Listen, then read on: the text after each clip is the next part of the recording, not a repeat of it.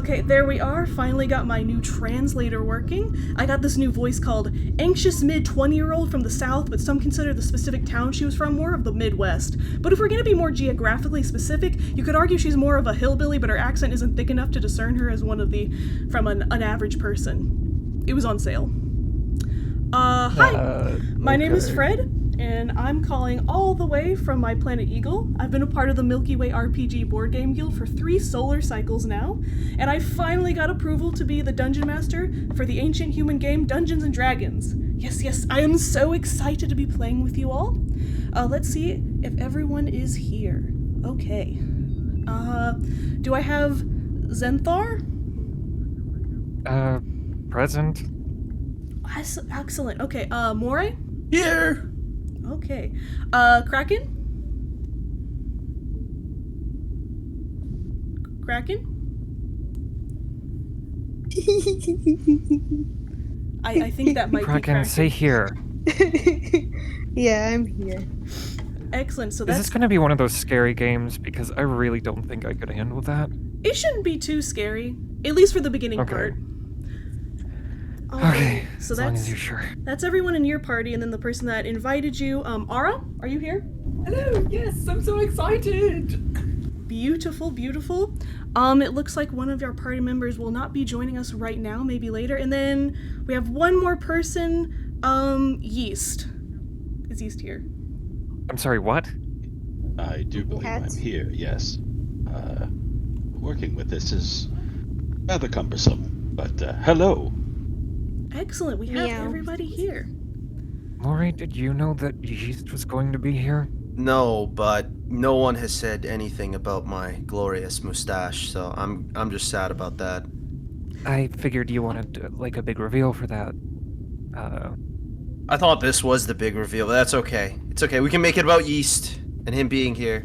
It's cool. I'm sorry. Forgotten. I didn't... As is fitting, of course. Well, it seems like you all already know each other, so that'll be easier for me. That's one way to put it, I guess. That's okay. I thought he died. I got that better. a lot. Alrighty. So, do we all have our character sheets? I know that I sent you some supplies before we started. I actually don't have one. Is that okay? I heard you might have, like, extras or something. Oh, yes, okay. Here, let me give you this bard Vice character. Commandante that is not prepared. Wow, that is just something. I've never played this game before, okay? There were a lot of numbers, and Holly made fun of me when I asked for their help, so... It's okay, I'll guide you. Yeah, oh great. Does everybody else have their characters? No. Yes. I believe so, yes. Okay. I do. So, let's get started. Let me start with our little intro. Your eyes might not see it, but you can hear the carnage. It's not the insatiable roar of fire, the laments of the wounded, or the metallic clashing of arms. It is the silence. The kingdom of Stunham had been an epicenter of prosperity and golden opportunities. Patrons from all ends of Faerun flocked to the little home of gnomes to partake in its one-of-a-kind provisions. Some came for the hearty fair festival, where a smorgasbord of seared mutton, fried mollusks, and glazed honey bars fed the city for weeks, and made men weep like babes at its majesty. Others came for Mauve Mallard's University. The rich history and robust library summoned leading academics like mice to sap traps. And a few, enchanted by the quaint, earthen architecture and the slow-paced life of its villagers, found it a superlative place to settle. But then the golem came. The siege was abrupt and unrelenting. It was hard to tell just how much devastation transpired, for the monster came in the night, and struck when most thought they were safely tucked away in their beds. Princess Whistlehumperdinck headed the evacuation, leading as many of her subjects as she could to safety before staying behind to fight the terror herself. The refugees waited for her return to their encampment, with news of victory. She never came back. The cicadas no longer hum. The magpies only chirp in whispers. The forest has gone quiet, as nature has taken it upon itself to be a mourner in a funeral procession. But hope can still be found in this soundless reflection. one of Stunham's refugees, a wizard who had made his home in the kingdom not so many years ago, was delivered a vision by the hands of fate. His dream told him to collect a troop of mighty heroes and make his way to the Cave of Calyx. There, the answers as to where the golem came from might be found, and more importantly, a key to saving his home. And here comes that wizard now. So, Kraken, would you like us to introduce us to your character? Tell him a little bit about him. I am Zertek, the master of illusion and wizardry. I come here to help these small folk. Huzzah! Ooh. So, that is our friend Zertek. And Zertek, after Zertek, one of his neighbors comes next, traveling up the hill. Yeast, would you like to introduce your character and put him on the map? Ooh! I'm very excited about this. I've been working on my character voice for this. So excited. So, hello everyone. Hello everyone. I am. My name is Levi Bastet. And don't mispronounce that, I'll get in trouble. I'm a rather friendly, if muddled gnome, and I am a cleric of the Lady of Luck and Good Fortune. And I am here to help and to uphold the virtues of heroism and good. I love quiet, natural places, but I'm rather timid of the water, but more on that perhaps later. Who knew Yeast was such a dweeb?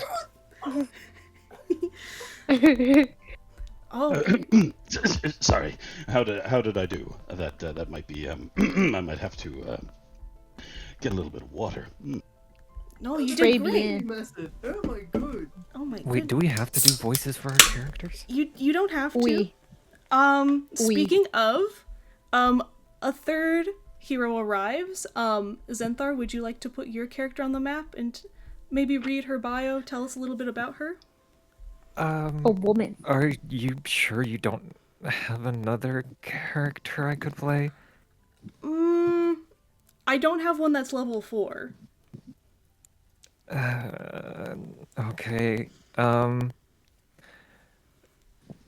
Happenstance is a level 4 bard, tiefling, sage, with a +2 initiative score, and she isn't sure how she got here, but she knows she can girl boss pussy slay queen her way out of it using her enchanting voice and magic hair.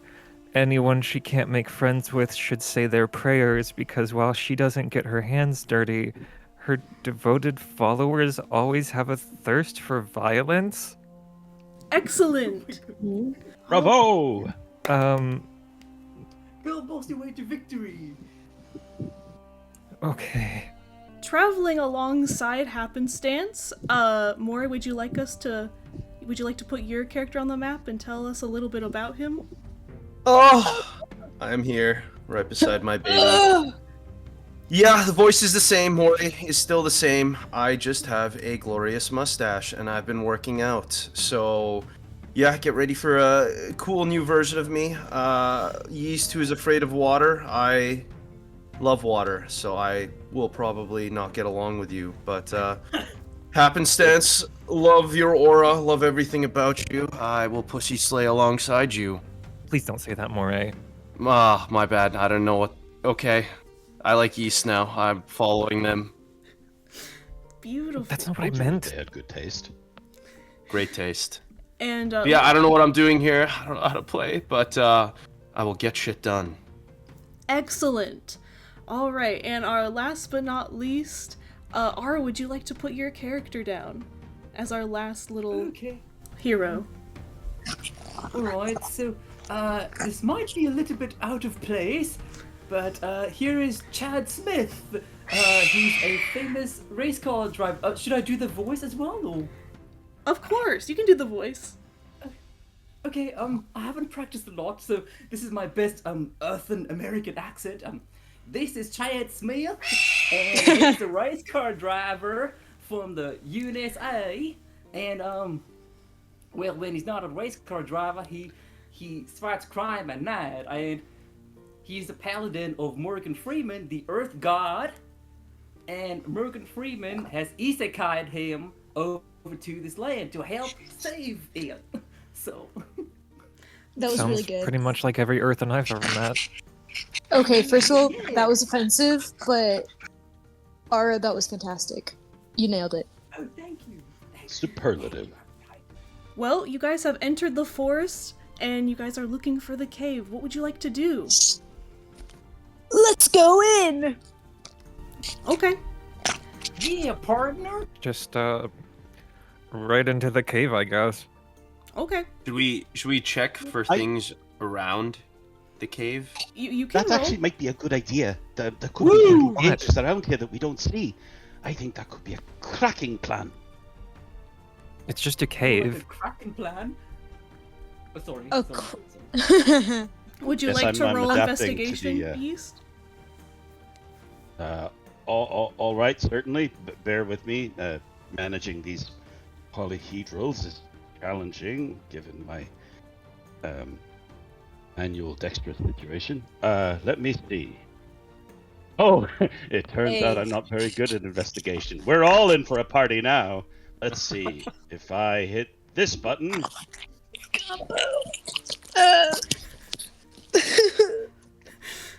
Is that a 16? Is that good? Did I do a D&D? Yes. Did I do it? You did. That's Yes, beautiful. you did. Amazing. Damn, Wonderful. nice, bro. So, Wonderful. as you guys are making your way towards the cave, you actually at first notice underneath a rock a peculiar little note. I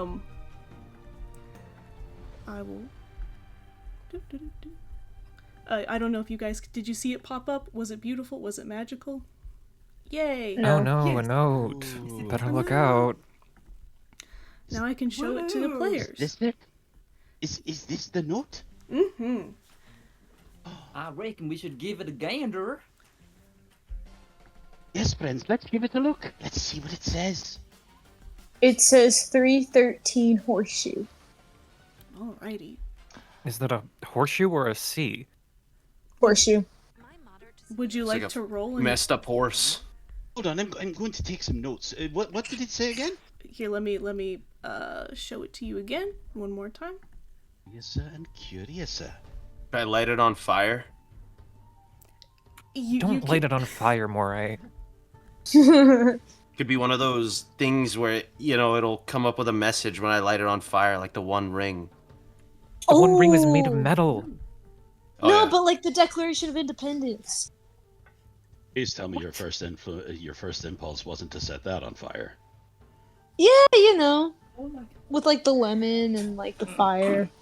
I feel like that would just create more problems that it intended to. You know what? Never mind. Maybe we just take it with us into the cave.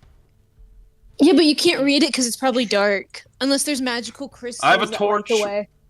I have a torch. I also have a magical staff of light. I think My I have torch a would be better. spell. No. Mine's disco and like rainbow, so it's actually probably like way better. And it's magical, so like Have you tried Get reading fucked. paper in a disco, light area? It's impossible. My torch is just better. You suck. I have That a sounds like a spell skill called issue. Dancing Lights. Sounds like a you issue. sounds Dancing like lights an could work. illiteracy issue. You create up to 4 torch-sized lights within range, making them appear as torches. Yeah. So I guess I have 4 torches. Moray. Do I use Well, my torch? Well, I want to cast my torch spell too. Oh, So we Wait, can have a can I- bunch of torches. Whatever. can I cast my torch spell as well? Are we Do casting all these of all us know a now? torch spell? Yes. Maybe we are should wait till we're in creating the cave. ultimate It might, fantasy disco. it might not even be dark in there, guys. No, cast them all now. All right, going in let's the do cave. it.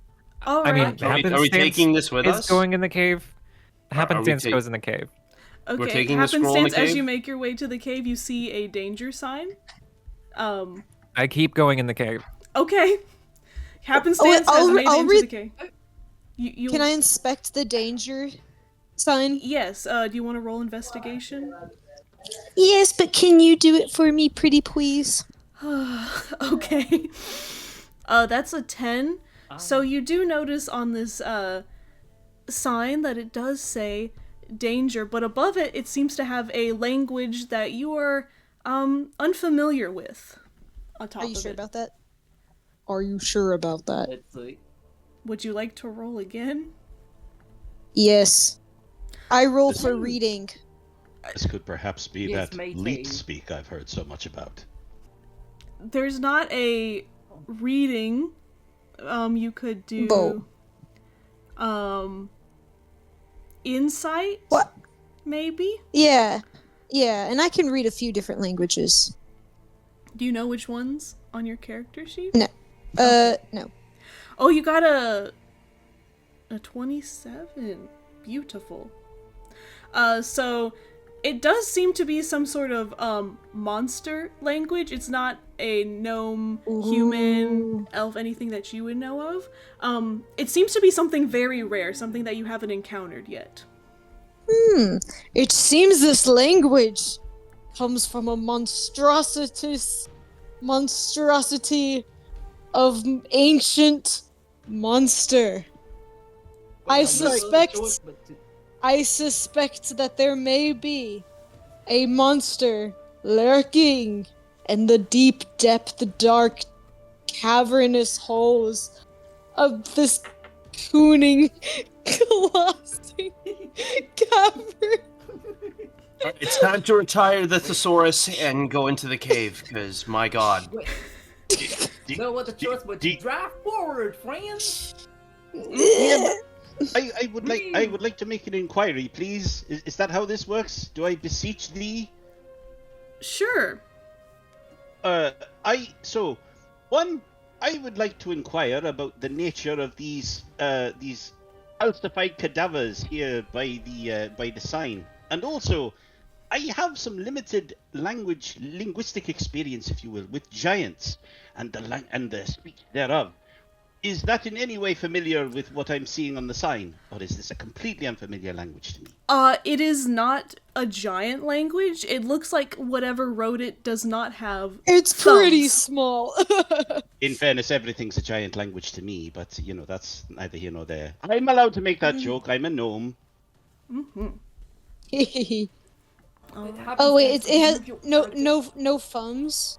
It has no thumbs. It seems like this was smeared. Not very neat. Is it smeared with blood? No, it's the same paint as the danger. Oh, it was paint. Okay. Yeah. What about these bones at the foot of the sign?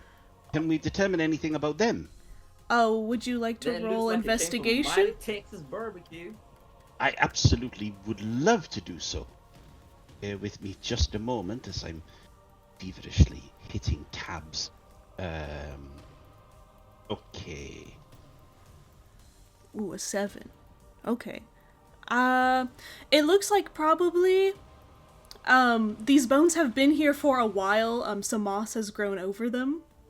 And other types of human, earthen, foliage. So it looks like they've been here for a while, and a couple of pieces seem to be missing, but you're not sure if that's just because, animals have picked them off as they've been sitting here, or if something took them. Unclear. Friends, companions, I'm afraid it looks like they're dead. Right. Yeah, But the some of skeletons their are dead. bones are Can we- missing. That's how death works. I mean, they're pretty dead. What if the bones aren't dead? How do we know for sure? Blowing my mind right now. I say we just go on in the cave and just bust the enemy down there and get the bones back. Yeah, I want to cast my torch. I'm gonna cast Or my the- torch as well. Okay, would you all like to Yeah. enter the cave? Yeah, but Can we before please just get on first, cave? I want the torch. I'm afraid of the dark. And nothing bad has ever happened from rushing headlong into danger. Let us go. Let us go. Okay. As you 6 enter into the cave's maw, you're greeted by a Cave's passageway. maw? The mouth. The mouth of the cave. Your ma. As you 6 enter the cave's maw, you're greeted by a passageway that begins shrieking in on itself. Slowly, the light from the forest outside is snuffed out, and you make your way forward by dragging your fingers across the damp cave walls. The tunnel narrows Ew. even further, forcing each of you to continue single file, your shoulders scraping across the limestone. Suddenly, the passageway breathes and opens up into a vast chamber in the cavern. This cavity seems to be endless from the length of the echoes your footsteps make, but it's hard to truly gauge a distance with the lack of natural light. Now, you, Zyrtec, said that you Cavity. wanted... Maybe they should have brushed their teeth. Maybe if we had a Maybe if we had a torch, we could gauge the long, lingering length of this. Can I just cast my dancing light spell, please? Yes, you can cast it. Okay, I make some lights. Alrighty. There, you wanna have to be Zyrtox. Yeah, I want to cast my own. You can Go ahead also- then. We can both cast our lights, Kraken.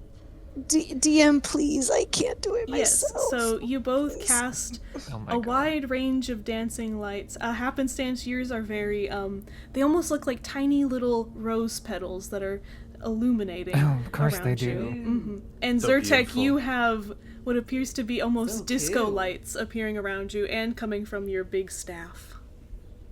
And it's making a noise. Yes, the Rainbow Road Ding, music, ding, as you told me. Ding.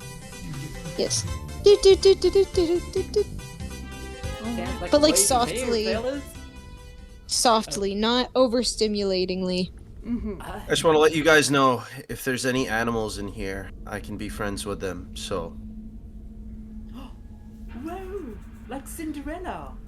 yeah, exactly like Cinderella. Just Maybe I can funny. befriend the monster. They are. Yes. I have it on That'd be fun. authority that's typically done with singing. Are you going to sing to befriend these animal friends? I don't think Moray should sing. I you should say. think I should be the new vice commandante of this cave. I think you should sing since you're Hey. a bard.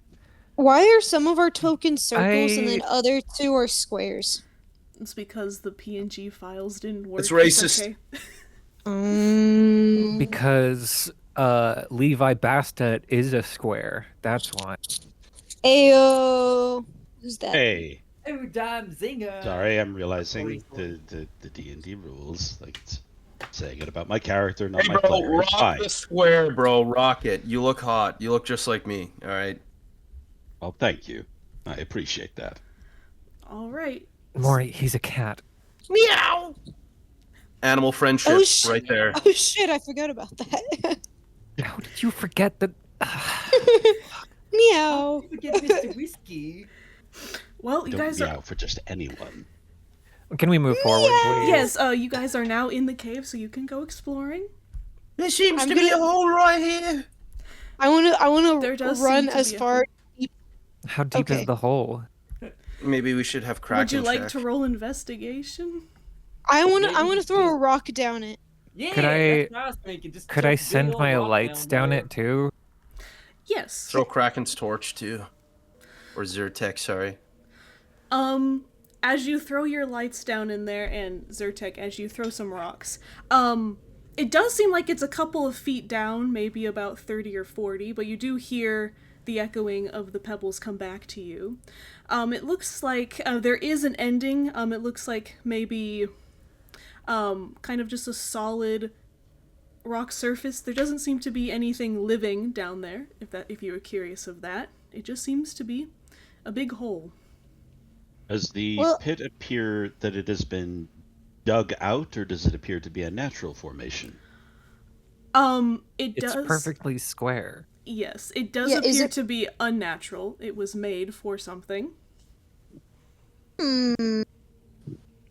A big box. Does anyone have rope? I got rope. Fear not, little ones. For Zyrtec. has the lengthiest, longest.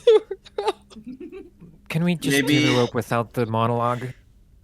Maybe we send down the gnome because he is quite small. No offense. Oh, I like this idea. I like this idea. Okay, I Maybe start we could tying leave up the the gnome gnome. down there. I start to tie up the gnome before I get consent. Sorry. All in right, case then we're there was going to no need a question. complicated system of like, okay, do I give one tug to come up or two tugs to come up or what way do We'll we just work drop this? you down. We don't have to Um, overthink this. Let's just drop him down.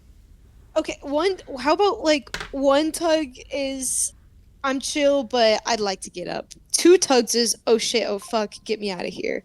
Three tugs is y'all need to come down here, check this shit out.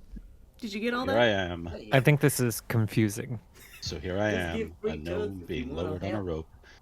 This is very different from the vision of heroic grand fantasy that I imagined when approaching this. All right, let's go. Do, do, do, do, do, do, do, do, do, do, do. I didn't know you were into classical music. All right.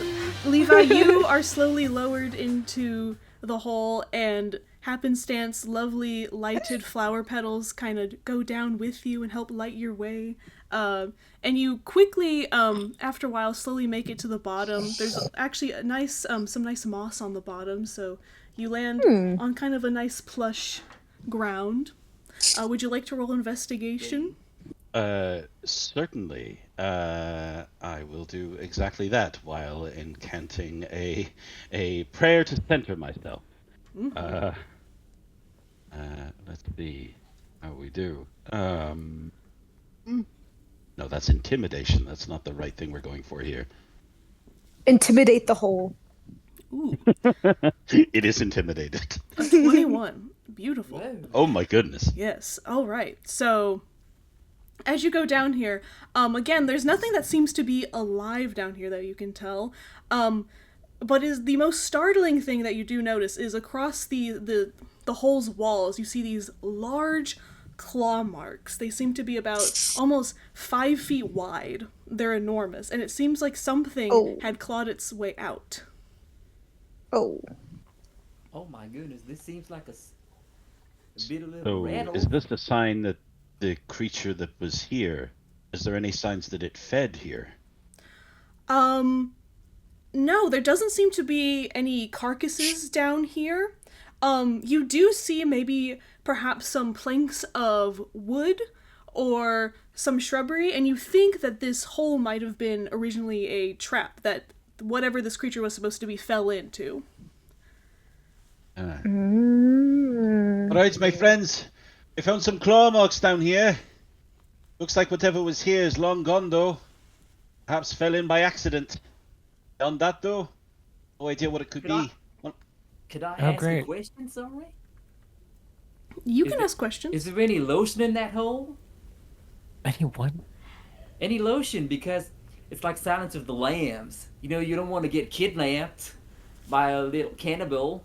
I don't know, what the hell are you talking I about? think I know where he's Silence- going. yeah. We will drop Yeah, the you know, monster silence- into the hole and lube up the side so he can't crawl back out. I mean, Oh, kind that's a of, good but yeah. idea. Okay, yeah. Wait, Was wait, there hold any on. lotion to begin with? I do not believe always any of have you have lotion. lotion in your inventory. All We right. could Oh, leave yeah. Levi down there as bait.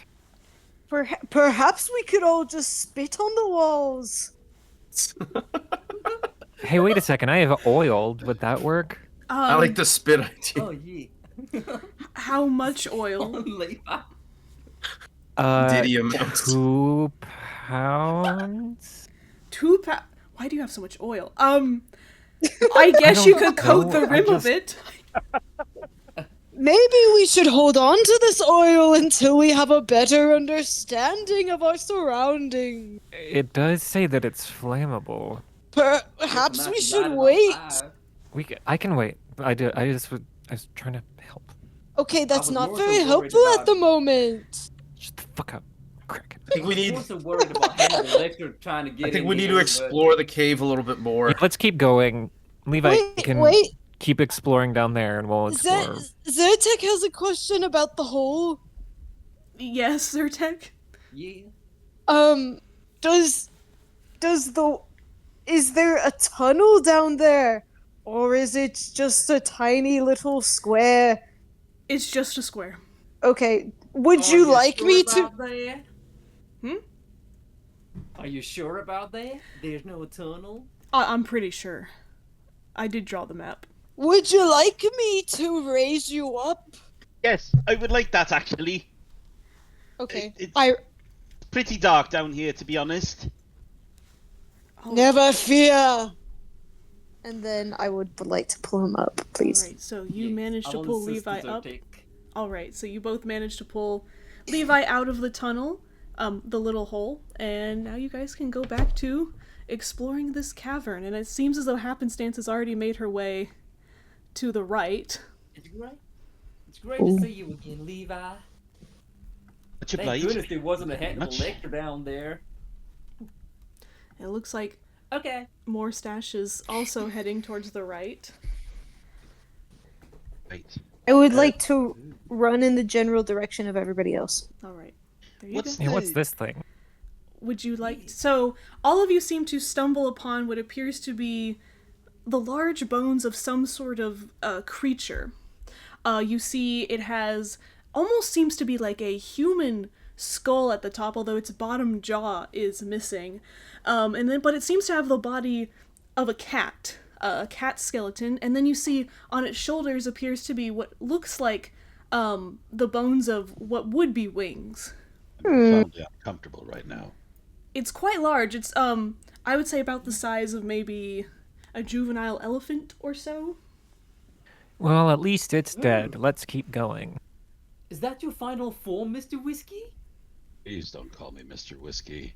That is Am that is not going to stick, okay? I'm saying it right now. That's not sticking. But it's okay. Oh, Mr. Whiskey Quanky. Oh, Kraken, please help don't me. pester the whatever, okay? Are we just gonna ignore this big old cat thing? What? We're not I ignoring would it. We much looked like at to it. It's examine it dead. We're further. moving on. Do I know what this thing is? Animal. You can roll insight or investigation, whichever you would prefer. I would like to do that such thing. Which- Whichever one I am better at. Let's see. What are you better at? It seems like I'm good at insight. Insight. Yeah, you have a +5 to that. Let's see what you got. I'm pretty 18. good at getting inside your mama's pants. Sorry, go ahead. Okay. You see before you, head of a... At first, if you just saw the body of a cat and the head of a humanoid figure, you would think either it's a manticore or some sort of sphinx. But with the addition of the wing bones, you can deduce that this is some sort of sphinx. Although it's a lot smaller than you predicted it would be. Perhaps it is a baby sphinx. Aw, with a baby. It died. Or a dwarf sphinx. Can we keep moving, please? Maybe there's a living one that you can poke at somewhere. I mean, Morstache can use his animal handling powers to maybe get some more. I think if he was alive, I could do that. And Perhaps we could resurrect it. Do we have powers of resurrection? I don't know. I don't think so. I don't think any of Oh. you do. Well, I wonder I if do see some dragon worm things up ahead, so maybe we could talk to them. I am an animal friend, yeah. for lack of a That's better true. term. That's true. You do have animal husbandry abilities. I get about 20 feet away at a safe distance to see if they are cool and nice or mean. Would you like to roll investigation? No, I would not. I would prefer someone else because my investigation is, I think, -1. Oh, okay. I don't think mine's any better. Oh, really? Levi, Oh, okay. Levi, were you going to say something? I was going to ask. I'm curious if I can determine anything about the way this creature. Like, it looks like it's balanced on this rock. Is there anything about the way it's arranged? Like, does it look like it died and just where it was, or is there something perhaps ritualistic about the way its remains are? Roll investigation for me. All right, that I can do. I think. Oh nope, spoke too soon. Oh, where are you? Oh, I see. I understand now. There we are. 2. Oh no, that's a 1. That's bad, right? Not my finest moment. It just took a nap and it died. You know, it's not too late for us to leave Levi in the hole. He's been out of the hole. It is in I fact heard too that. late. Okay. I am going to go to. Sorry, it's not perception. Investigation, correct? Yes. Okay. Ooh, 17. Okay. Let's yeah. go. Moray, as you take a look at this creature, Levi seems to have taken a nap, and it does seem to be, there is some wear and tear on the joints of the bones of this creature, so it does seem like at some point it did actually just seem to fall asleep permanently, but you do see there seems to be a lot of damage around the shoulders and the hips, and you do see a lot of claw marks around where it has settled. It looks like it had been in a bit of a fight. Okay. I can deduce that there are 2 probably weird creatures in here. There are 2. Ooh. That implies some kind of. Maybe relation they're- with these creatures. Yeah, it Okay, could be we- friends, family. I don't know. But yeah, ready to move on. Right. All right. Nothing Well but then. our friendship can't go through. My animal friendship cannot go through right now. But maybe this next task. Look at those worm things. Yeah, there's like snakes. Is that what they're called?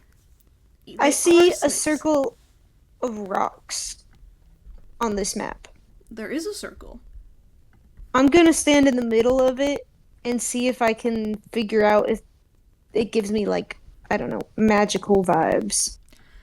By Oh, speaking like in a tongues, circle. you might have some kind of success with that. Why don't you... Oh, you. Ooh, that's true. What would you like to do, Zyrtek?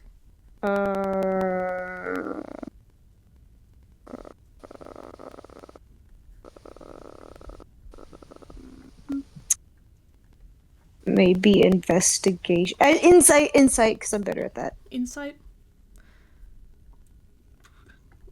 Alright, let's see what you got. An 8.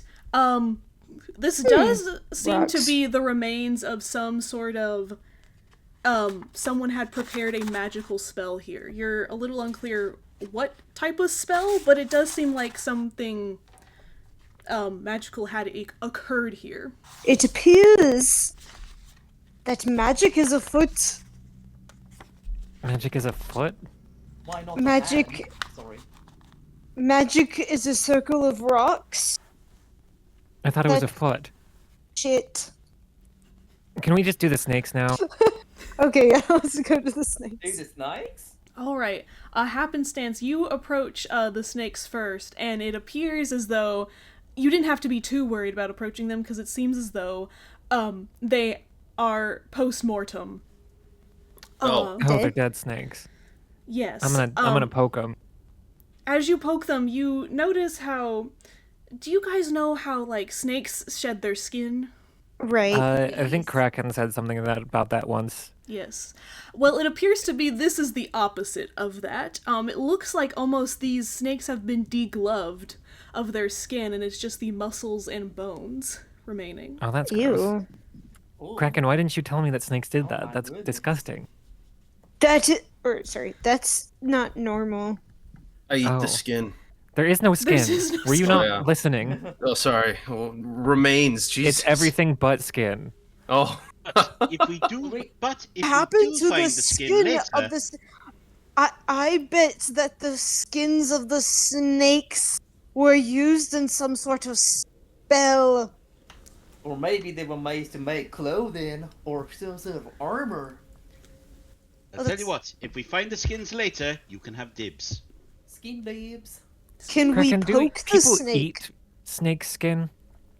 Is I'm that sure like in Texas they do. They eat Do we have any rattlesnakes. indication of how they died? Well, other than the obvious. It does appear, I'll just give it to you, it does appear that they were skinned. It maybe while they were alive.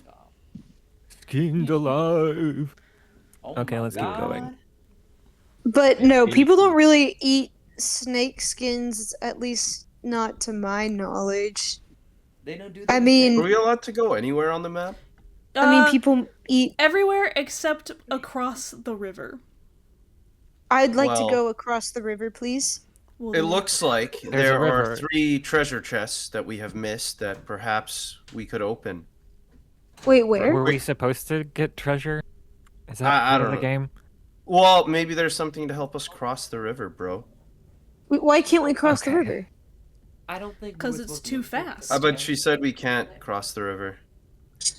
you'll have to Can we, figure out we how could, to cross we it. can't jump across? Well, can It's we a not little just too swim? wide. It's about 15 feet across. You'd have to jump. Oh, I really can far. swim that. It's pretty fast. The rapids. I'm a good swimmer.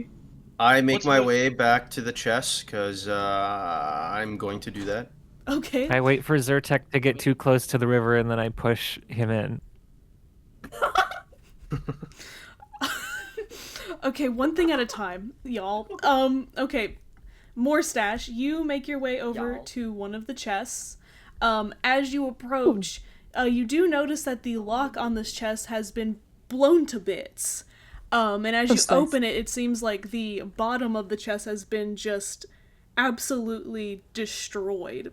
And it seems like any Oh. specific valuables that might have been useful have just been cleared out. Really, you can only see maybe like a couple of pieces of parchment, maybe a rope, mostly just planks of wood from the box are remaining. Oh, I collect the planks of wood. Alrighty, you get 5 Make planks a bridge of wood. with this shit. Let's go. All Well, right. What about the other chests? I'm gonna make my way there. Alright, Why are you copying my Or actually, you make accent? your way there in case there's a booby trap because I did the first one and it's only fair. Okay, I'll do that. Booby as and you- No one chest. left behind. once again, Chad Smith, Nice one, as you Kraken. open this box, you can't even really open Thank because you. it is just pieces. And there seems to be large claw marks over it. Oh my god, how about this third one? Collect the wood. Man, these my are love. like the worst treasure chests ever. This last chest, I will. This one actually seems to be intact, but there is a lock on it. I use my You have wait, lock picking? what is it? I don't have lock picking. But I do have. I think I have a. What kind of American are you? A Texan, I think. Okay. Yeah. I use my I use my hammer and I smash the lock. Like, Can you roll strength for me? oh, A no. 10. A 10. I'll say you open it. Yeah, you open it. And Yeah. you are given a chest.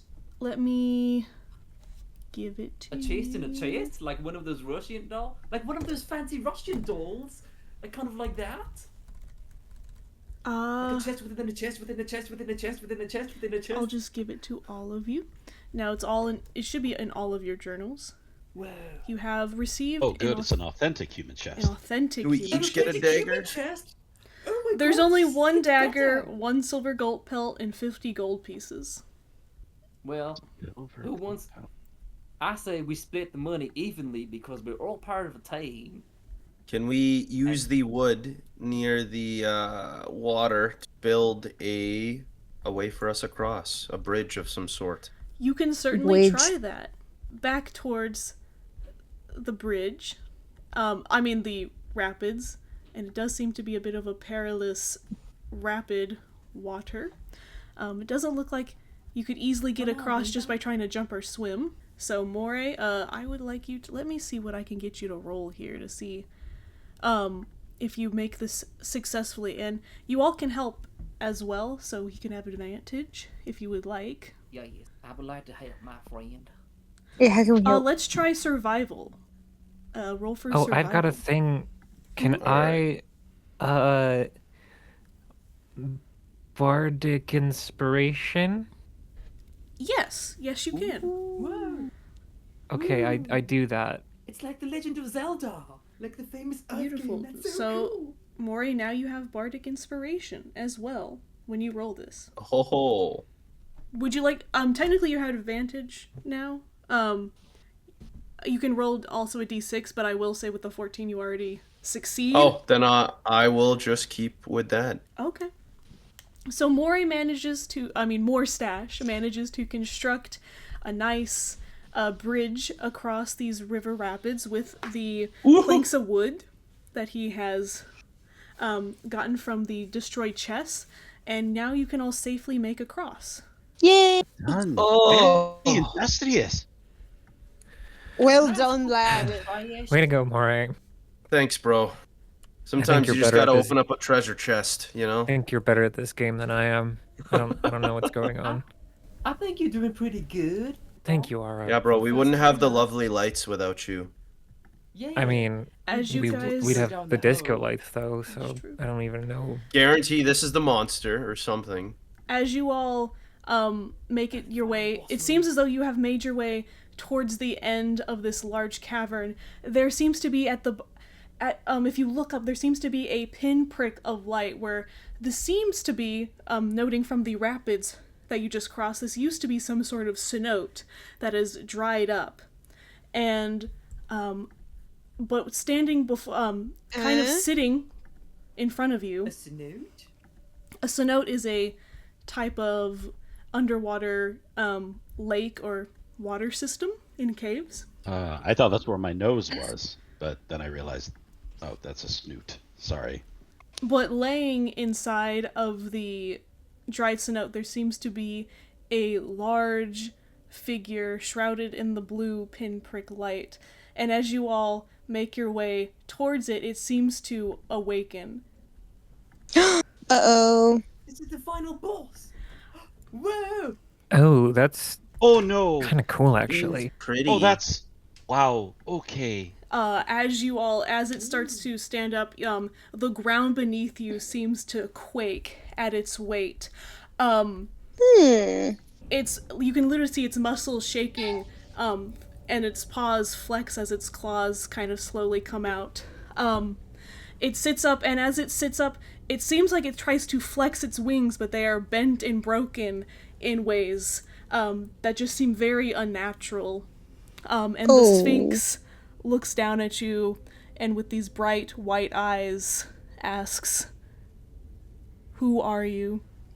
I use Happenstance. animal friendship. Well, howdy, Twyra. I'm Chet Smith. I am a level 4 bard of the College of Glamour, a tiefling sage, and I have a proficiency bonus of +2. I don't think you need to be that specific. Master of illusions, wisest wizard of the West. Tell me, dear creature, what ails you so? I'm just a man with a glorious mustache. What ails me? What ails me? And it seems to kind of lower its head and gaze directly into your eyes, Zyrtec, and it asks, "Why have you come here?" I kind of forgot, but it has something to do with gnomes, I believe. Well, no, wasn't the princess? We had to find the princess, or the princess is like... The golem has been just killing The golem, yeah, the gnomes. golem. We are here to sanctify I knew we the should have written that sweet down. village. We're here and- to kick gum at your ass. We are here to bring peace and prosperity only. Oh, okay. Sorry. At the notion of the golem, the Sphinx, you guys hear a guttural growl emit from it, and it seems to narrow its eyes, and it says, "How do you know of the golem?" Like I said, dear feline friend, the golem destroyed the village, I think. Yeah, it's like killing people, I think. Yes, it would. It has cost many lives and damage. Property damage. Property damage. It's Emotional driving up damage. insurance premiums. The Sphinx kind of flexes its broken wings and then looks down at you, and it asks, "I do not wish to face the golem at this time. I have tried and I have failed." Oh. Oh, well, we didn't. Worry not, for we Ask. did not ask your help. We merely just Levi- need to be pointed in the right direction, for we Yeah, are we're a little strong lost. and mighty, Yeah. and capable warriors ourselves. We But have the also, power of do tell of your perilous fight, please. This might be helpful later in our journey. If I may, Yeah, any tips? Any, I don't know, like, did you try something and it didn't work? if I may, great creature, I see that you bear wounds from some mighty struggle previously. If you would permit, I would cast a healing balm upon you to aid your wounds. Is there anything we can do to help you? You can try and heal it, Levi, if you would like. So, Levi has a prayer of healing spell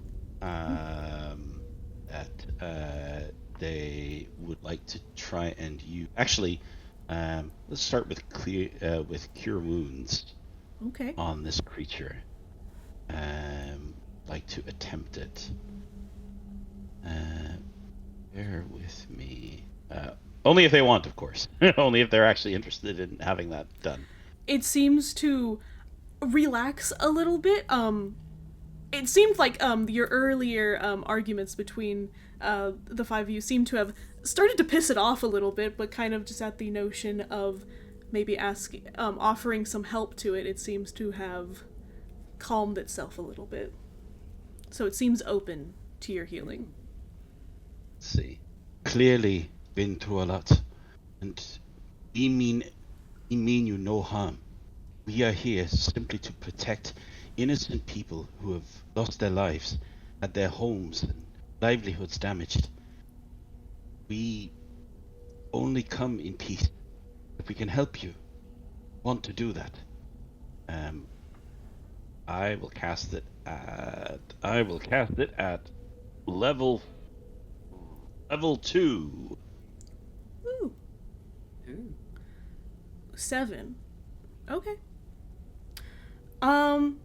It seems as though you try to heal this creature, and it seems as though maybe a few cuts and scrapes seem to heal themselves, kind of shrivel up, but it seems as though the wings that are just tattered and tangled, they just seem to not, it doesn't seem to work. It seems almost they're Use just... the rope, bro. Use the rope. I think the permanently. damage is too far gone. Mighty being, might I inquire? We saw the remains of creatures we do not know here. Are they in any way related to you? Do you know them? It nods. It says, the golem was created to find wealth. It knew of my cavern, and it destroyed everything. It took precious minerals from the walls, and you notice all of these large claw marks. It seems like it's not just random claw marks. It seems as though perhaps this golem had taken chunks of iron and diamonds that had been found in the cavernous walls, but now they are barren and there's just these empty gaps. Oh, Oh my I've god. suffered much. I am sorry for the pain that you have had to go through at the hands of this golem. We too would like to find this golem, to enact restorative justice on it. Tell us, how can we aid you? Let us play a game. And it kind of turns around, and it seems to, with its paws, create some sort of light glowing through them. And it says, I have spent my time trying to figure out a way to defeat this abomination, and perhaps you 5 could aid me with that. But let us play a game, and let's see if you are able to... If you can solve my game, then I will think you are worthy of defeating this golem in my place. So, as her paws glow, you see, it's a woman? yes. You see 7 weapons appear before you. 6, 7. These might be familiar to some of you. You see glowing in front of you in a rumi, a halberd, a dagger, a Sailor Moon sword, a a staff, Sweet. a whip, and an axe. And the Sphinx says, 3 of these weapons have been imbued with a great magic. Hello. You will have 3 guesses to solve which of these weapons are magical. You have 3 chances and 3 choose. You must find at least one that is magical. And that will be our puzzle. So, I have given, Fred, I have given each of these weapons a random number. They've been completely randomized. And they all have a different riddle. And now I'm going to roll and see which weapons we get. Okay. Okay, first- riddles. I think I can do riddles. Okay. So for the... And we're doing so well at D&D. Like, clearly we're very good at games.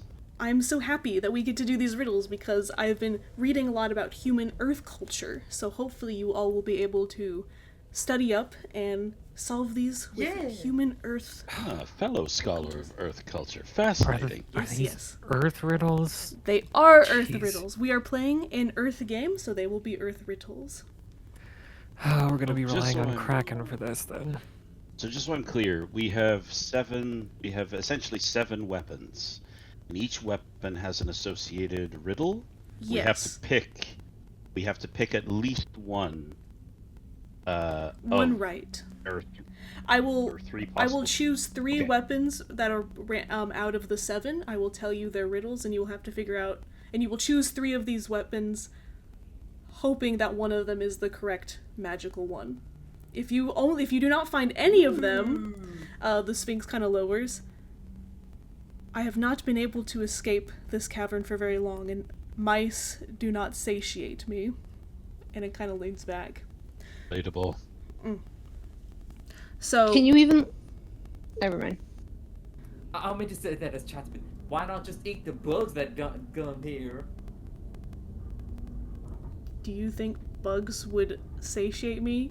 This, 30-foot if they Sphinx says.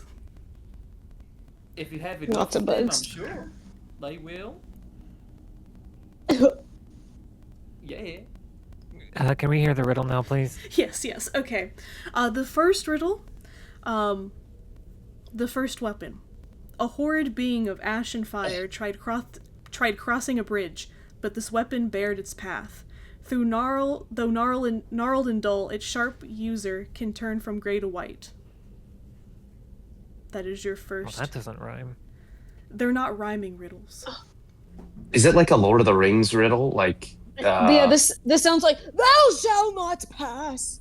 100%. Like, go from It's- gray to white or whatever, and then the fire Yeah. demon. Yeah, 100%. Be Lord of a the Rings. dragon. So it's a staff, right? I would assume like- so, yeah. That's the weapon. Okay. Uh, I say it be a staff, my dear friend Gandalf once bore. All right. The Sphinx notes your first choice. Now we will go on to the second weapon. That was so much pass. Sorry, go ahead. This second weapon. Conquering moons high above, this weapon renders fiends from hell into pieces. No matter how hard its elder enemies try to flee, it cannot be parried. I know this one, but Chad Smith doesn't know this one. But I know this one. I don't know. What are we doing? Do we go off of our own knowledge, or do we go off the character's knowledge? How about a bit of both? I don't know. Then I know this one. I know this one. Then just Do say it. tell. I think it's the Sailor Moon sword. That's a great guess, buddy. I must agree. Moon. Sailor Moon. Yeah. The Sphinx asks, is that your final choice for the second weapon? Yes, it is. Okay. The Sphinx notes that. And now we will do the last weapon. The fourth and final weapon. The god Helios granted this weapon to its wielder, and the sun is not the only celestial body it has encountered, Venus, Mars, Saturn, and all the solar system is refracted against its shine. Oh shit. Oh. Oh, dang it. Oh, dang Don't look at me. Do we have 3 guesses still, or are we supposed to get it perfect with the You don't have to get it perfect. You have to have at least Wait. one correct. questions and the Wha- riddles? Wait, what are the weapons again? Can we have a rundown of what are the? Can we have a can we have a rundown of all the weapons once again? Okay. An A Arumi. what? An Arumi. What's that? What? It is a sword that acts like a whip. It's a bendable sword. A halberd. Okay. What's that? A halberd. Fred is doing them from left to right, Kraken. Wait, I It's don't. the long what- I- thing, the second thing. It's like a large. It's like a large polearm, large staff with a blade on the end of it, basically. Okay. Gotcha. 3 is a dagger. 4. Do you know what a dagger is, Kraken?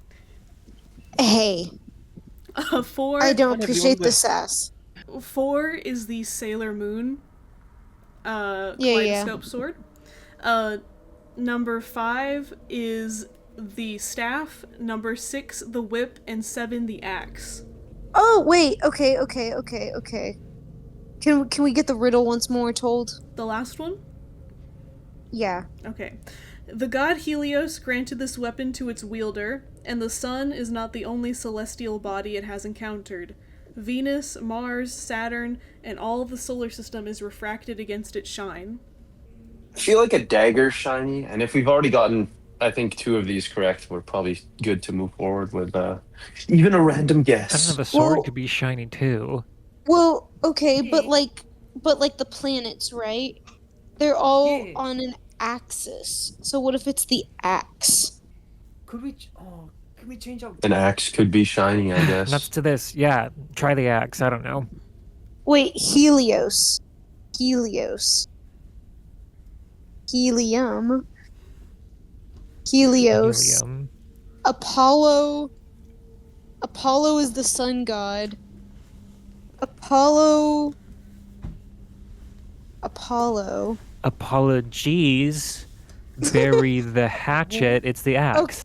Okay, so his Apollo's sister has a bow and arrow. So like, what would a boy have as like a weapon? You know, could it be the axe? I think it'd be the moon prism power. Or could it be a whip? Do whips reflect? Hello. I don't think whips reflect, Kraken. What Milky Way? We guess the axe. Is that your final answer? That's our final answer. Wait, It's our final wait, answer. No, wait, shut up, wait. Kraken. Friend, do we have 50-50? I have a question. Mhm. Can I, Zyrtec, point to the axe and go, and then can I roll insight to see how the Sphinx reacts? Yeah, you can roll that. Okay, I'd like to roll. Roll. I don't know if maybe insight's probably not the perception. I think perception would be the proper. Perception. Yeah, that's good. Okay, let's see what you got. 10. Okay. Oh, and I go. Chad, what was that roll for? I'm just messing around. Sorry. It's okay. I just like the numbers, you know. Just. You know. 21 and 3, they're divisible by each other, so it's like make patterns. With a 10, you do seem to get some sort of reaction from the Sphinx, but you're not sure if it's right or wrong. Oh, what's the reaction? It just seems to its eyes seem to get a little bit bigger, and then it just seems to relax. So can I do the same thing for the whip? Yes. And I point to it and go, Okay, are you gonna do this to every single weapon? Perhaps. Like getting closer to the weapon and then just kind of, That one just gets no reaction from you. Just Axe, final answer.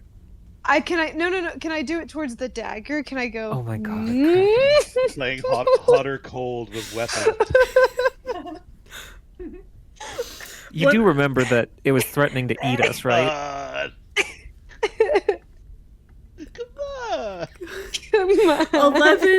11, you go towards the dagger, and you can actually, from this one, you can tell that it is not the dagger. Oh, okay. It seems to Okay. flick its tail impatiently. Both of Okay, its I'd like to do it to the thing I didn't know what it was. That I doesn't narrow point it to down, it. Kraken. The second one. Yeah. I point to it and I go, You do not know. The Sphinx just, with an 8, the Sphinx just says, I'm getting impatient. Okay, let's Axe. We picked the axe. Kraken, please just. Okay. The all of the weapons seem to disappear, and the Sphinx says, well, this is curious. You got one weapon fully correct, and then you got one half Oh my correct. god, it was the. If Half it was the correct. dagger, I'm gonna kill all of you. What should I do for a half? Heard that before. You chose the right weapon on the wrong riddle. Abba. But first I will give you your You're correct so one. good at Persuasion D&D, and be you like, guys. Pretty please. I will give you Yeah, your but we just had to get I think you one. should count That's like, true. Pretty please. Yeah. I will- Can I use my persuasion and like try to persuade it to like give us the correct answer? Sure. Pretty please. I Sure. think it counts because half does run up to 1. I mean, half is nearly a whole, and a whole makes 2 halves. So Roll You persuasion. heard him. One half Yeah. is 2 halves. Can you? We got Yeah. one right though, so you don't eat us now. 17. persuasion. The Sphinx, you hear like a chort, like some sort of like grunt from it, and you assume that it is some sort of feline version of a chuckle. It says, very well, I will need you will need to choose 2 of you to take on these weapons. Who do you choose? What are the weapons again? You don't know. She Wait, what? Well, that's she, not very She fair. told you you got 2 out of 3 right, so she will give 2 of the weapons. Well, Happenstance isn't very good at weapons, I don't think. So probably not her. Get the state Daddy Moray has to get going, so probably not him either. Alrighty. Is Kali making you do that training again? Yeah, I gotta get up. Thanks, guys. I'll miss you. I just hope they I don't love make all me of do you. it next. Good luck with. I think you'd be awesome with the Moon Prism Power, TBH. I think it'll fit right in. But carries Happenstance doesn't have brothers. any like attack. Moon Prism Power is an attack, babe. It comes from the rod, if you will. Yeah, check out this Okay. fat rod. Yeah, dude. Why don't you go to your training, Moray? I I'll give catch up you on- I give you my belief and love and my powers of animal friendship before I say bye. Okay. Yeah, And then I kiss yeah, Randy thanks. on the lips, aka Chad. well, And I leave. Alright, so we have 4 adventurers now. Sucks that Moray had to go, but I think with now that his animal friendship powers can go into like, of course, I mean Xenthar's character. I don't. Whatever. Yes. Spontaneously growing new abilities. Yes. I love it. Ara, I don't think that's how it works. No, can't you just like absorb powers? Like that's what happens in anime sometimes. Like, This you know, when isn't the an father anime. dies. This is D&D, But right? it's like an anime. Oh it's yeah, like and then a their hair movie. goes all like yellow and like, yeah, I saw that once. Yeah. And you get supercharged powers. The Sphinx is just kind of tapping its Amazing. paws, waiting for you to choose who's taking these weapons. Could we move things along? You've been thinking about this for a long time, everybody. It's like, this is a big decision. I have a nap to get back to. I would really. Fine, I'll take one. Who's taking the other Relatable. one? Can I take the Sailor Moon sword? Chad, please? take the other one. Okay. Yay! Okay. First, the first weapon that you got completely correct lands in Happenstance's hands, and it is the staff.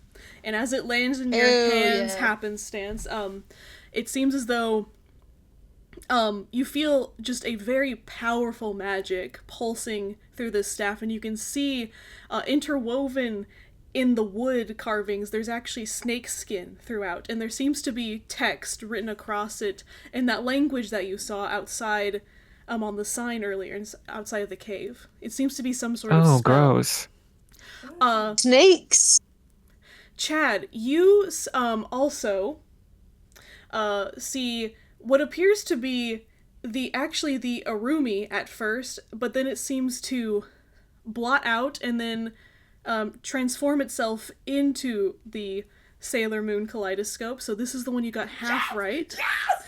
And you and it lowers down, and same feeling as soon as you hold it, you feel this powerful magic just kind of almost engulf you, and you see the snake skin and the text written across it. Aye, it be the snakes again, I dare say again. Maybe the snake skin was. Oh my gosh! I'm just so excited. I'm sorry. Okay. And it seems as though you are down a party member, says the Sphinx. Perhaps I can bestow where'd he upon go? you one more. Perhaps I can bestow upon you one more someone to help you. Fred's assistant, would you like to join the quest? As Hello. Hey! this is my friend. This is Bob. They're also a Night Devourer, and they're gonna be your new party member, and they will be playing Tiggin Beaverglebe.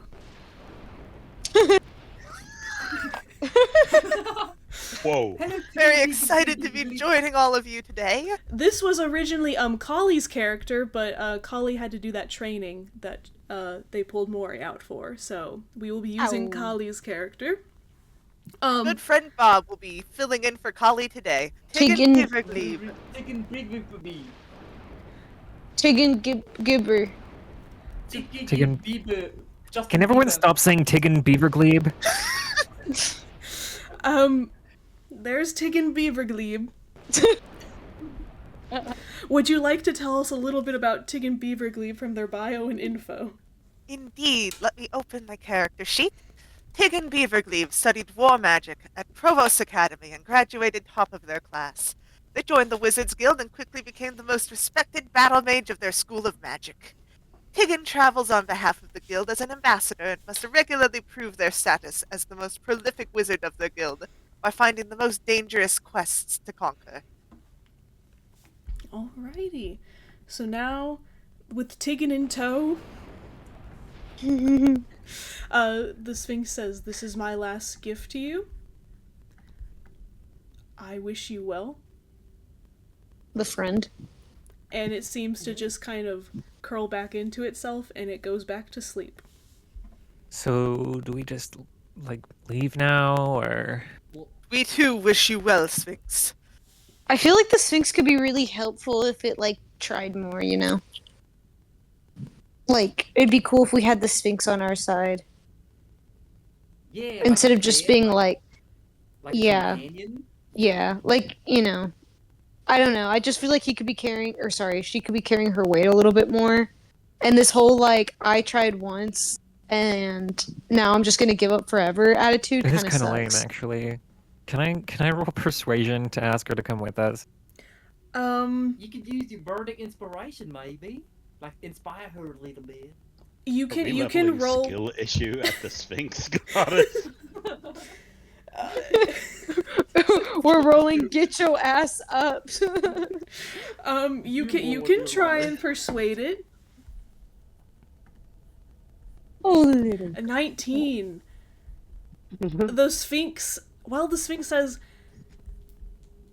I would love to see more than that golem be shredded to pieces and turned to dust, but the opening to this cave is too small for me, as you all remember, that basically you all had to go in single file to get into the cave, and the only opening I can get to that I could fit through, and she motions up to the pinprick, the far, far, far opening up in the ceiling, and she then motions to her wings that are tattered. Okay, so you're stuck here. Wait. Well, that's So sad. Let's leave. Wait, hold on. So you're saying that, like, that pinprick thing is actually, like, kind of big, but we're just so far down? Yes. Oh. Wait, and are you also saying that the golem is outside of the cave? It left the cave after it took everything. Oh, well, Okay, shit. so we leave the cave, we kill the golem, Tigan comes with us, and... Wait, hold on. Sphinx, where did the golem go? Sphinx.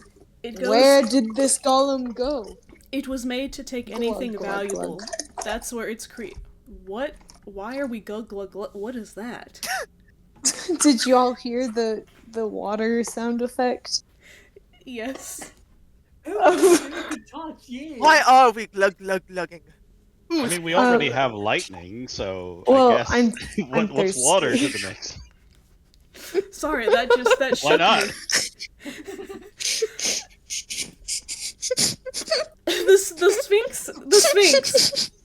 The Sphinx says the golem was created to find wealth wherever it could. That's what its creators wanted. And so, after it left Wait, here, who created it? Who created the golem? Perhaps instead of going after the golem, we could go to the source, so that no more golem was ever created ever again. I suspect you will not find the source. Why? Do you think it would not take from its own creator as well? It does not feel, it does not know when to stop. I mean, if the golem goes on to value stuff, can't you just point us to the nearest gold mine or something? Like a pile of gold? Perhaps a trap could be arranged. Perhaps Few gold pieces right here. Perhaps Maybe it'll come back. Oh, Sorry, go ahead. Perhaps it is where you left it.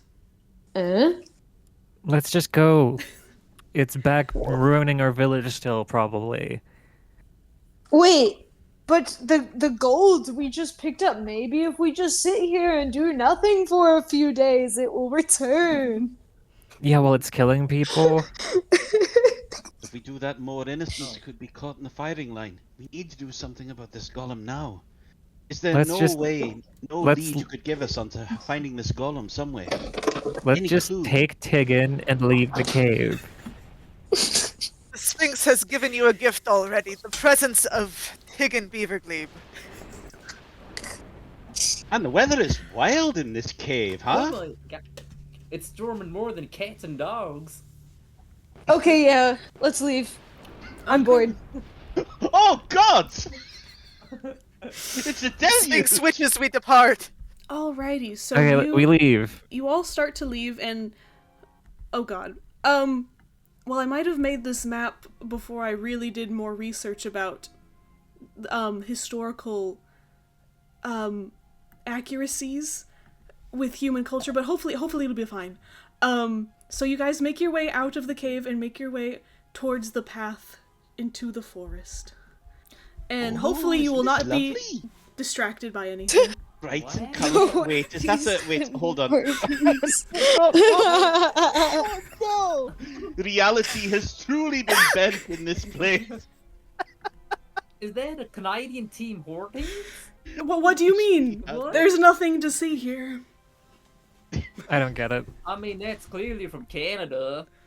Clearly this has My come from rival across... country. Clearly this has come from across the planar divides.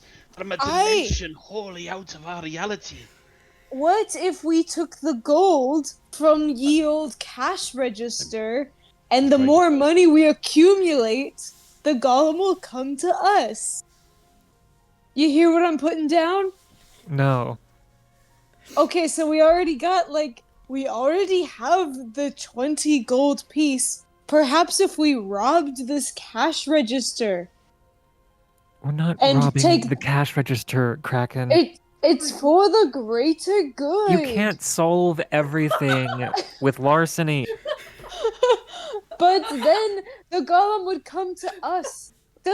Hear me. We don't Hear need me. to have the money's already there. Why don't we put more money in the cash register? Okay, You mean think about reverse this. stealing?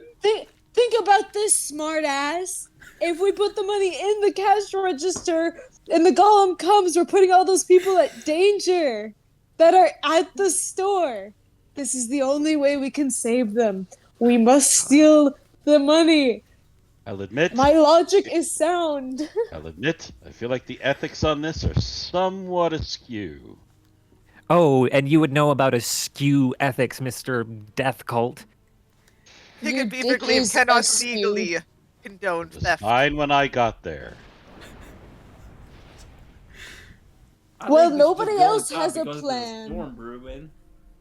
I'm gonna keep following the path, and if you want to commit crimes, go ahead. I'm not I gonna would- stop you.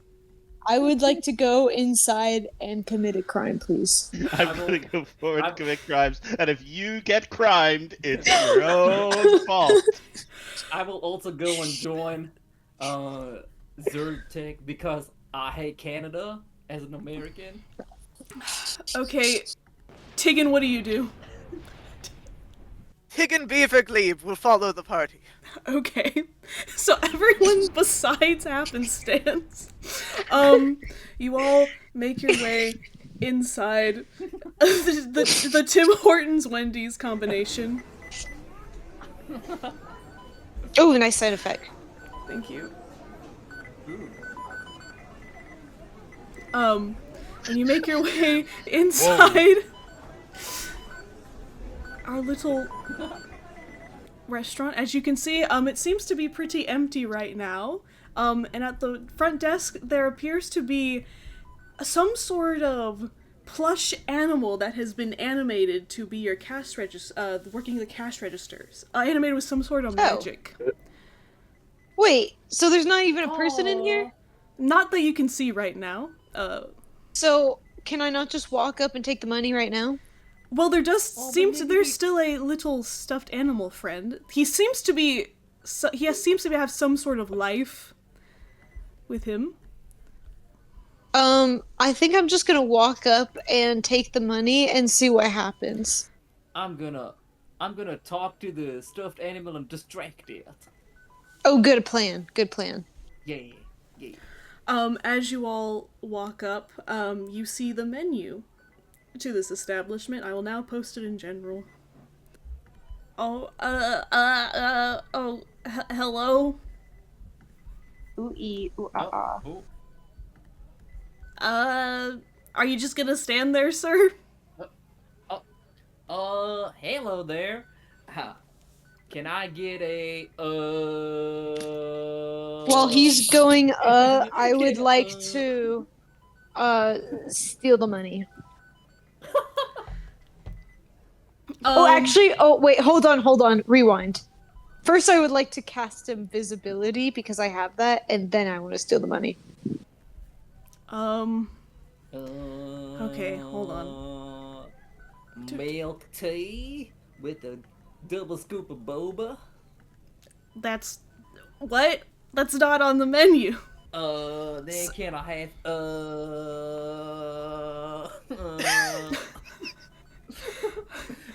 hot pasta noodle with spaghetti sauce? Go up and spells. You're at core right now. You I need to know, go to I'm- There you go. Sorry. Where is your where's Do I not have invisibility and I'm just like full of shit? Yes. Okay, well, let's look at what I have and come up with an idea to get there. Well, while you're looking at that, Oh, I could cast illusion. to make it look like I would like to cast a minor illusion to make it seem like I'm not stealing from the cash register. Okay, you can't. It's not like an invisibility spell, Kraken. It's Okay, more of okay. like you can make something and place it. Like, for example, you could put maybe like a puppy and have it run around, or something like that. Okay, what if... Okay, hear me out. I'd like to make a second cash register.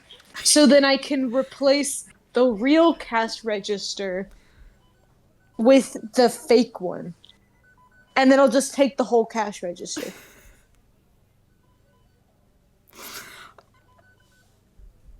What? You hear what I'm saying? I get it. I, I'm Tig I'm and gonna Beavergleave, hear what they're saying.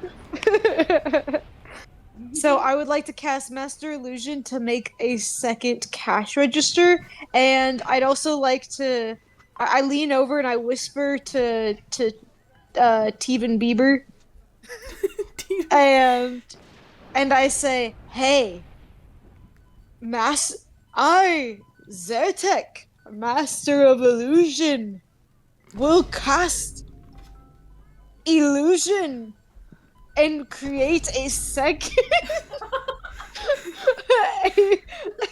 a second cash register so that I can replace it with the original cash register." Are you saying this out loud? Would you... I'm whispering it in a very loud, grandma-esque whisper. So Nurbler the cash register, roll a 14. Wait. You Let know me you're the finish only my plan. we're the only 5 people in here. I can hear what you're saying. No, you can't. I'm whispering it. That's not fair. No. But little does he know that this was all just an illusion and I wasn't going to do that. And I had a second plan.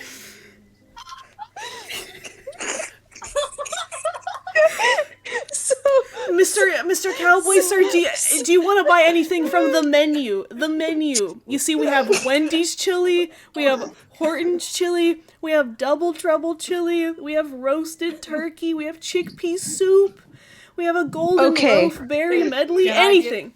Oh, okay. I'm Can I coming get up with a major plan. illusion? We're so good at D&D. I'm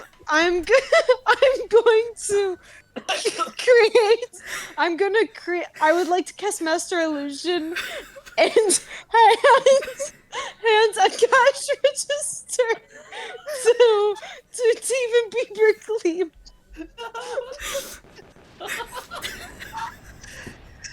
So, does Tig and Beavergleave have this illusory cash register now? Sure. And then I have to wait. Hold on, because if you're using this to trick Nurbler the cast register, I need to roll a spell save and see if it sees through the illusion. It has to pass with over a 13. That's a nat 1. It believes that is a real cash register you just handed Tegan Beavergleave.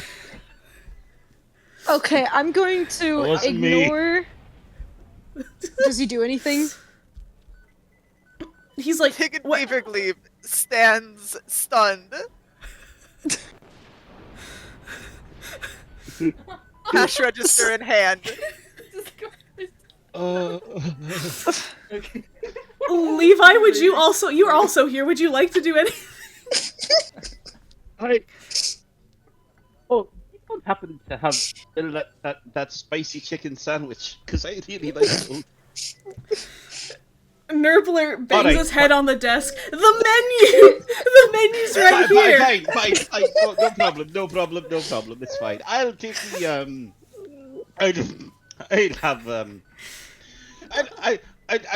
I'll take a roasted turkey, please. Okay, that'll be 10 gold. Great. Fantastic. Here, with my blessing, here. Take 10 gold. Okay. Nurbler turns around and goes to grab a roasted turkey. Quick! I'm gonna take the cash register. I'm gonna need you to roll for me, baby. Okay. Tig and Um, Beavergleave is fundamentally unsure what they're supposed to be doing in this situation. What could you? I guess sleight of hand. You're gonna roll sleight of hand. Yeah. Cashier, That's cashier isn't interested in becoming an adventurer, are they?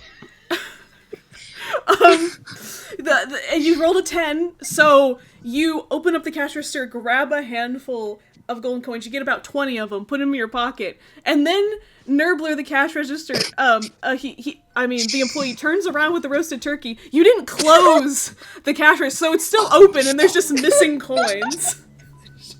What? Tig and Beavergleave is going to set the illusory cash register next to the other cash register.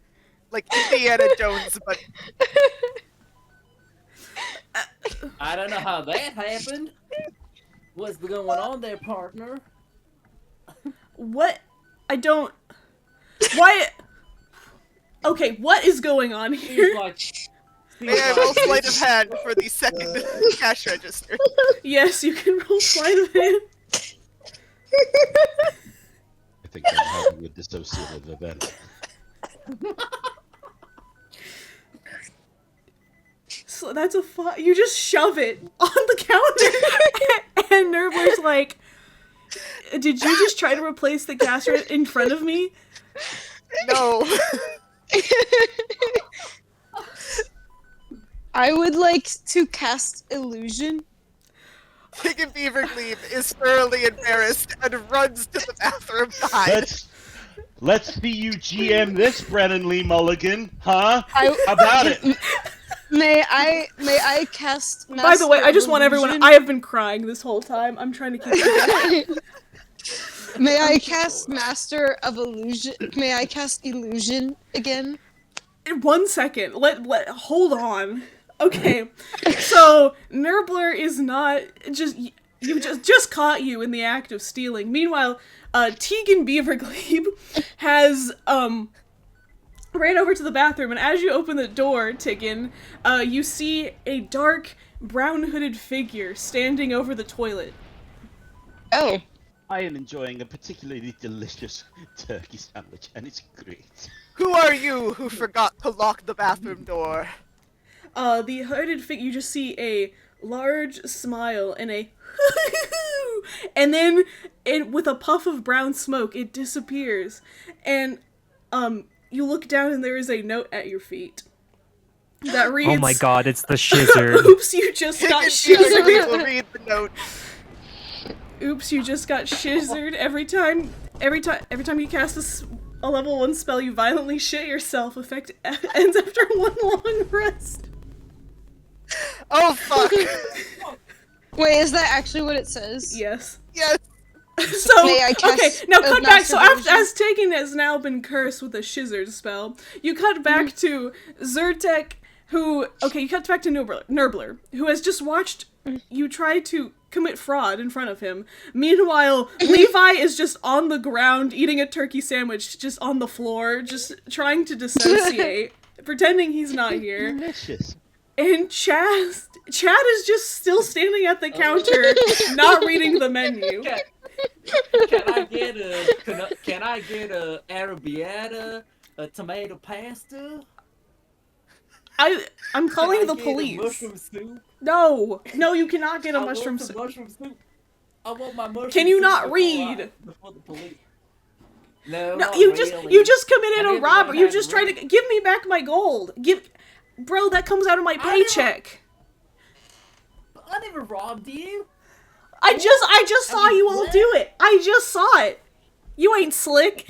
No, I didn't rob you. Um, I'm gonna roll persuasion.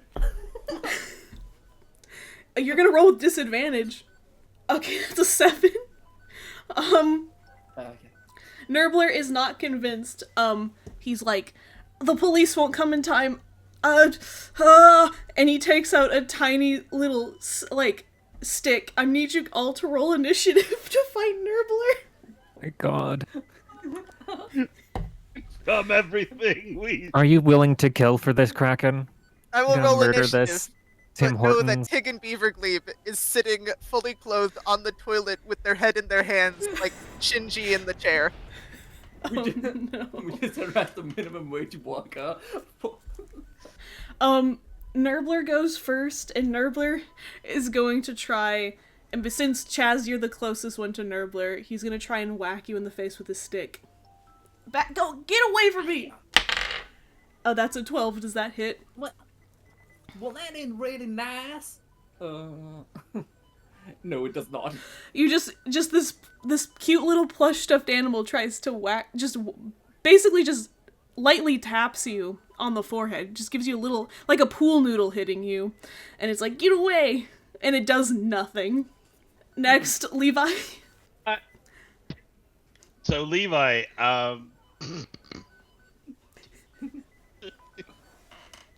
Levi is going to delay their action in the initiative order and come in. So I find out I figure out what I'm gonna do. Yeah.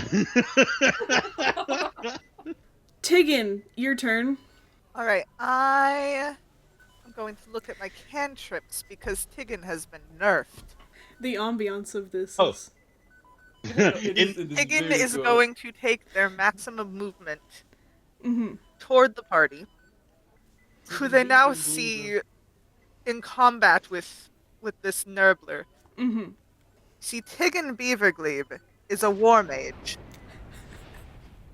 who does not want to fight. Tiggin Beavergleave is going to cast Firebolt. Okay. Okay. Cast it. And it seems I have 3 different times. Well, Take the first one. well, that is a 20. That hits. And 9 damage. As soon as you firebolt this poor stuffed animal, it immediately erupts in flames and just explodes. Stuffing goes everywhere. The desk that the little desk that the cash register on just like explodes into flames. Everything is on fire. Everything's on fire. The cash register is being cooked. He's dead. Tiggin Beavergleave did not anticipate this outcome. You Try killed to him. steal the money. Uh, Let's go. Let's get the money. Quick. Steal it. We got blood money in our hands. Just picking cotton, like, outside of everywhere. Like, out of my beard, out of, like... this is what trauma feels like. I see.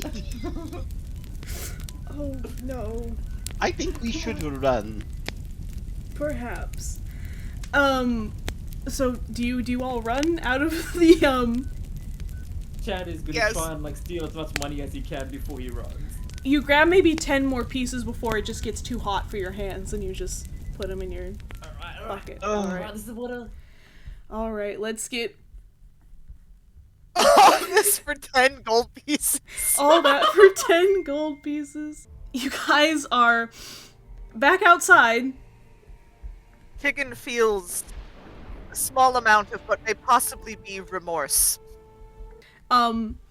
Happenstance, you see 3 of your compatriots return out from the Tim Hortons.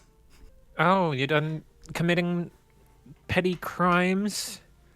We have obtained 10 more gold pieces.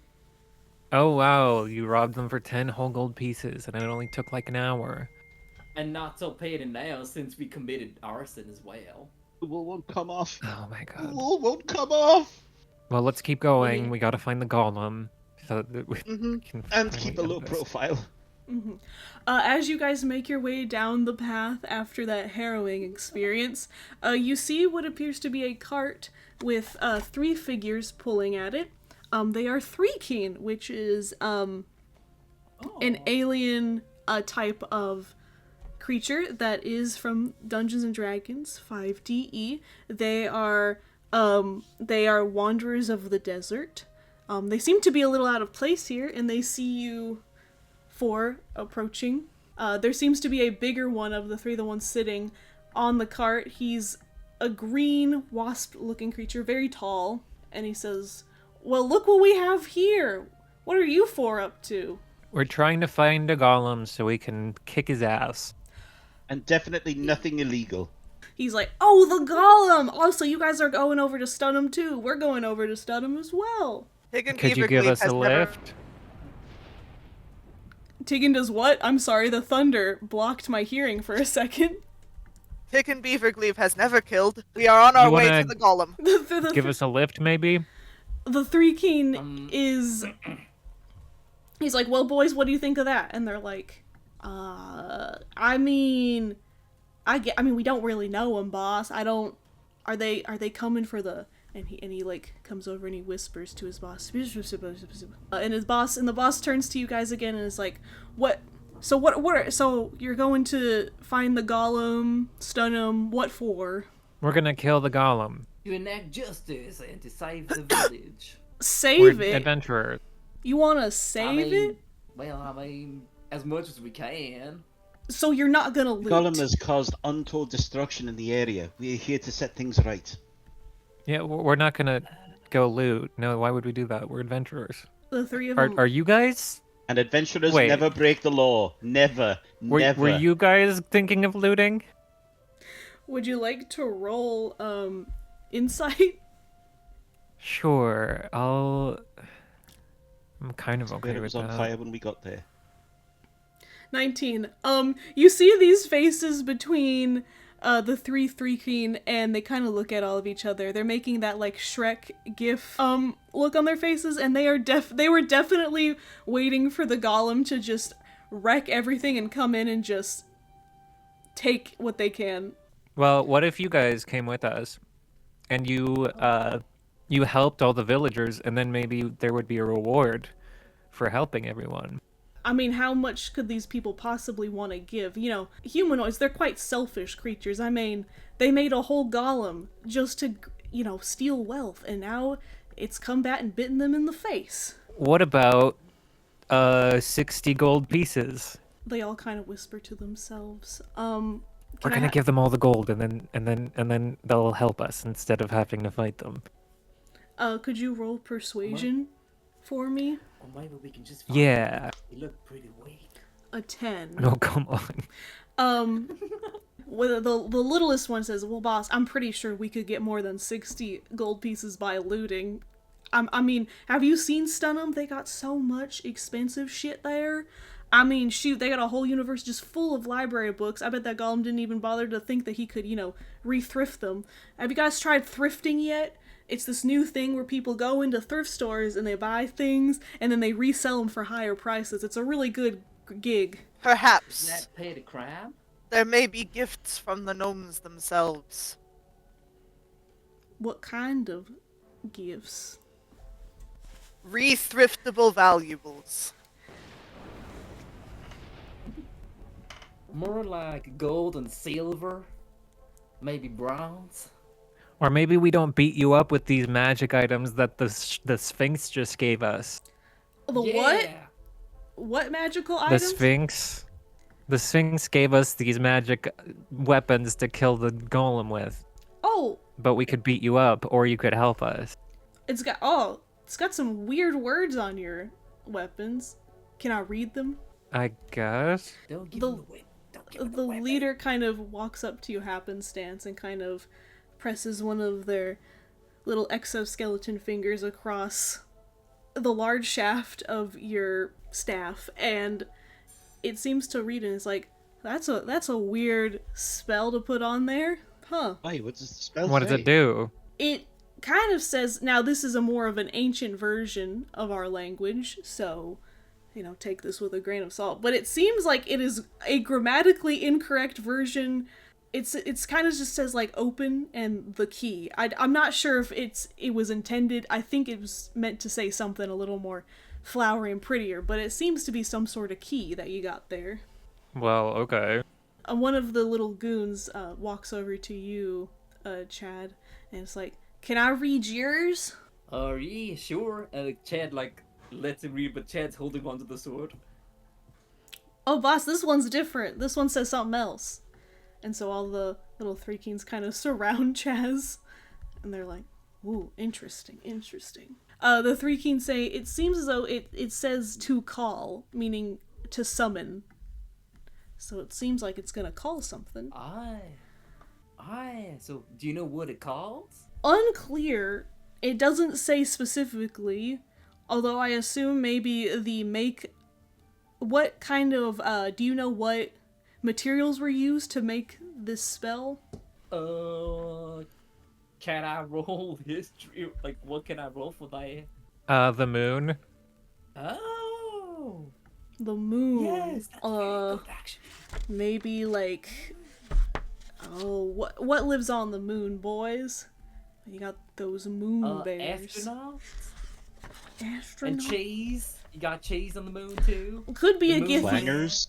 Clangers could be Githyanki. They live in outer space. Maybe. I mean, it is in our language. Maybe it could be one of us. If it is the moon. Interesting. Well, we have magic items in your language, so you have to listen to us.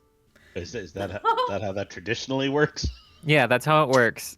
So you're gonna not go commit crime. You're gonna help people instead. I need you to roll persuasion one more time, happenstance. This time with with advantage. I'll give you advantage this time because Big money, big money. big money. Ooh, okay, with a 17. They seem to be a little more hesitant. But one of them is like, "Wait a second," and it kind of goes towards you. Happenstance. It gets a little bit too up in your personal space, and it says, Oh, hey, You look familiar. Where do I know you from?" I think I'm famous. I don't know. I have magic hair, occult. GM, are these things wearing clothes? There's some kind of tattered materials. It seems like they've been on the road for a while. Do they have pants on? I'd say like a loincloth, yeah. Okay. The one that's furthest away from me, I'm gonna point at them and cast prestidigitation. And make them smell like they just shit their pants. And say, "I cast pants shitting." Okay. An unexpected strategy. The curse Damn, has going been rapid spread. as shit. Tiggins is having like war flashbacks as this other. And if you don't want to shit your own pants, you better listen to me.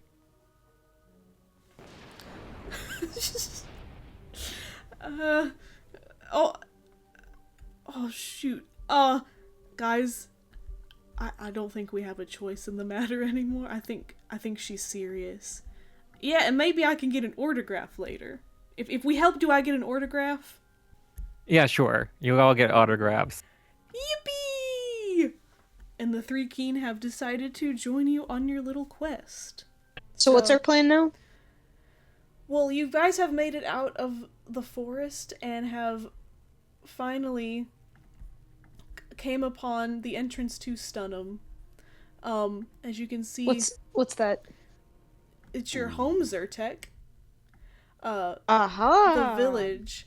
It is, and as you first approach, your house, Zyrtec, was actually near kind of the front gates of Stunham. You were kind of a recent, you recently moved in, and you kind of look over and you can see your house has been destroyed. You already knew that this was a possibility when you had left with the refugees, but now, it seems as though you know for sure. And your neighbor's house, Levi, his house is also in complete disarray. Oh. I am sorry, dear pal Levi. Zyrtec worries not, for Zyrtec is a light carrier. Anything precious I keep on my own persons. This is my home. This was all I am sorry. What happened here? It was the golem. I suspect. So indiscriminate, all this violence. We've got to look for I survivors. There's got to be someone around. like a survivor. Yeah, you can, Yeah, in fact, actually, can I, DM, can I, try to, see if there are any survivors around? yes, you may. You can. Wonderful. Alright. There we go. Let's see. This, investigation? Yeah, let's do that. Oh, a 20. Oh. This, Oh, man. at first you seem a little concerned because it seems as though, you hear nothing, you see nobody walking. It looks completely deserted, and at first the fear that everyone perished during this attack, that is your first thought. But then you remember that Princess Humperdinck did lead the evacuation, and you don't really see any bodies. So you believe that she was able to get everybody out in time, and that is why it is so quiet here. Thank the gods. Finally, some luck. It They be didn't not luck, it be the talent of our gracious princess. Good fortune comes to everyone. And with the goddess Timora, And lives were spared. As you guys kind of walk through the front gate and walk around, the three Thrykeen kind of make their way behind you guys, and they seem to kind of just slowly follow behind you. It seems as though they still perhaps might have a bit of thieving on the mind, as they seem to kind of look at objects curiously. And they might pick up a couple of things here and there on the ground that they see. You better not be stealing any big things. Stealing? I do not trust these men. Otherwise, our pal Happenstance here is gonna make you shit your pants. I'll do it. We've never seen stuff like this before, okay? We're not from around here. Well, collect Where some are you biscuits, from? okay? Just We come from the stars. Oh. This So what are you doing here again? we were here to loot after the golem. But we really would prefer not to shit our pants. So we're gonna help as much as we can. But I do say that if this looks like it's gonna go bad, I don't want to risk my boys. You don't Yeah, have no, to that's risk your valid. boys.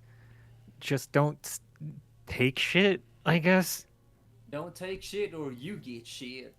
Okay, so Yeah. I guess everything was probably valuable taken. Oh, sorry. I dare say that if anything valuable here, the golem must have taken it. Wherever shall we find this golem?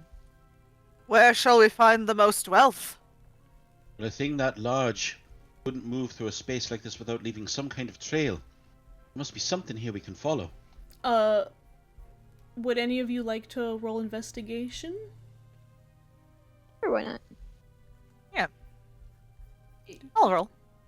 Holy shit. Okay, well, yeah. 25 and 23.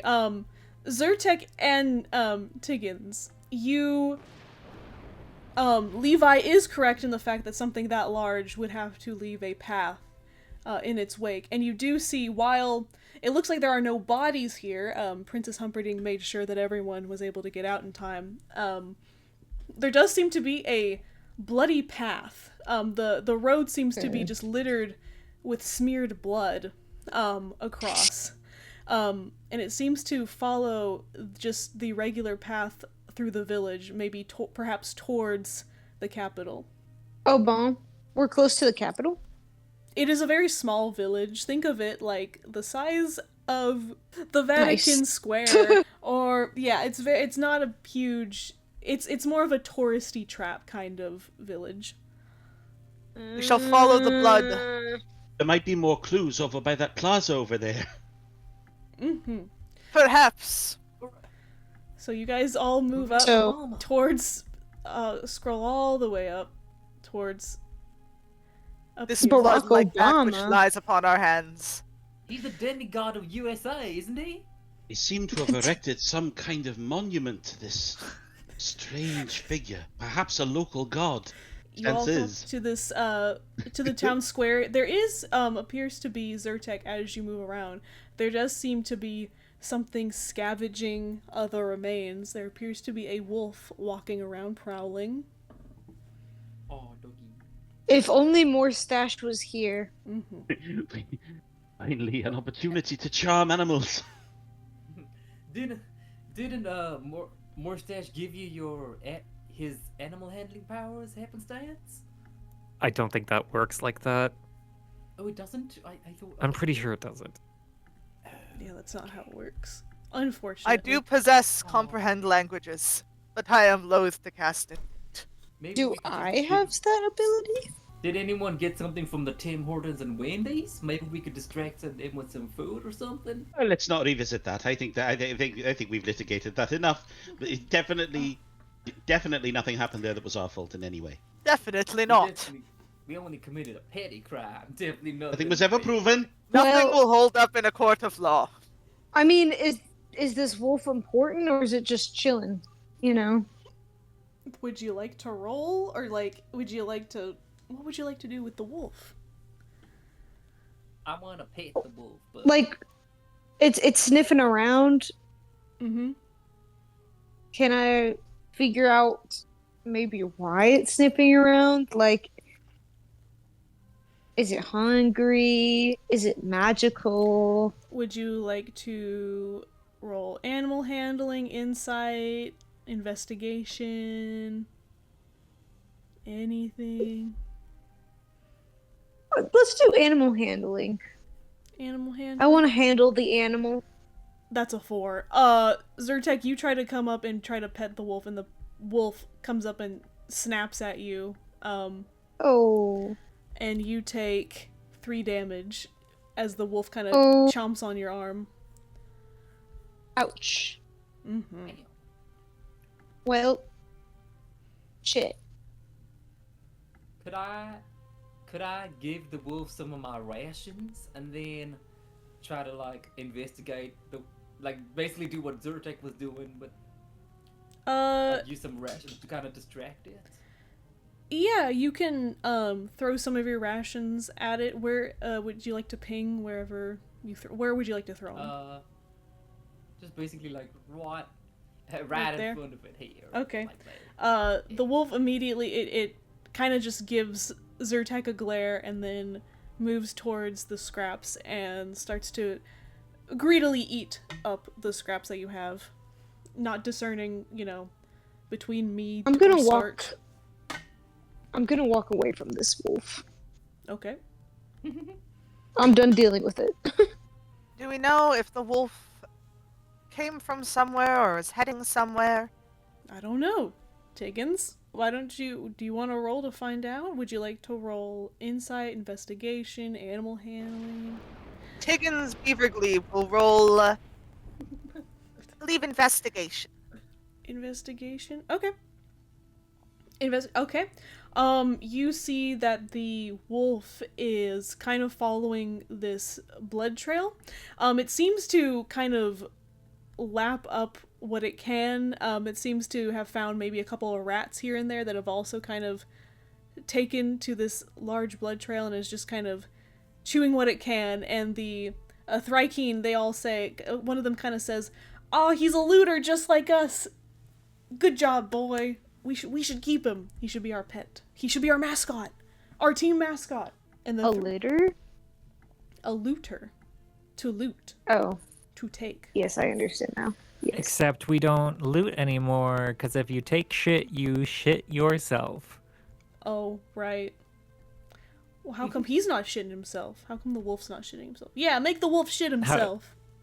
Okay, she will point at the wolf and cast prestidigitation to make it smell like it just shit itself. Okay. It smells it. It doesn't. The wolf doesn't really seem to care, but the Thrykeen nod approvingly. It's like, yeah, that'll show you. Yeah. I appreciate your commitment to being the moral center of this experience. Well, one of us had to be. Well, Hey, don't be catty. It's my job. Oh, catty, haha, because you're a cat. funny, clever. Oh, But that is- never heard that that is one pretty before. funny. Meow. That's our word. Me. Ow. Uh, Actually, in a way, meow is like we. Like we, we. So, it's also the Ewe people's word.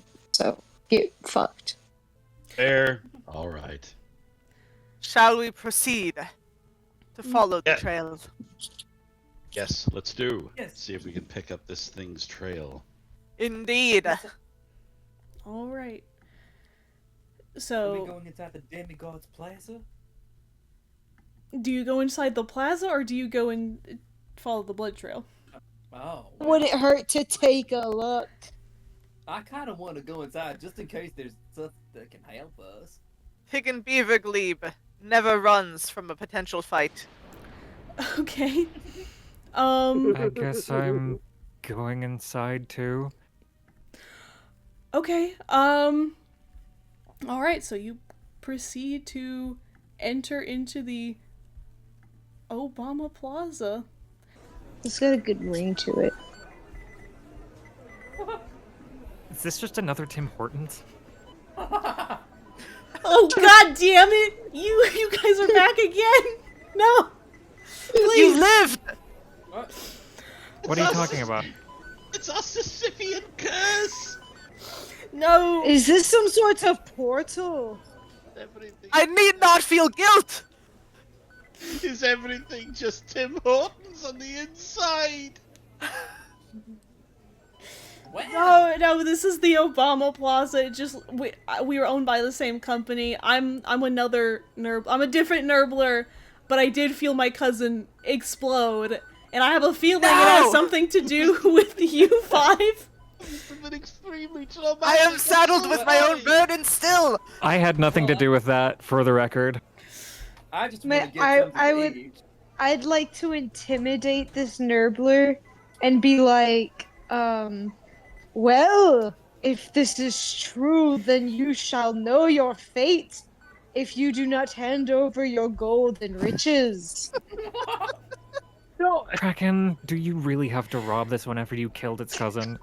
I'd like to try. It doesn't hurt. Intimidation, you say? I Yeah. mean, Kraken does have a point. The more valuable stuff we can get, maybe the golem will be attracted to us. You roll an 18, and the stuffed animal's like, look, I was just created just to run the cash register. I really have no... honestly, I really just wanted to play the flute. That was my dream, but I don't have Wait, dreams. do they not like Don't pay you give you? up on your dreams. No, they don't pay me because I'm a stuffed animal. I don't count. You're that makes you a slave. You Yeah. should just leave. Come with us. We'll let you play the flute.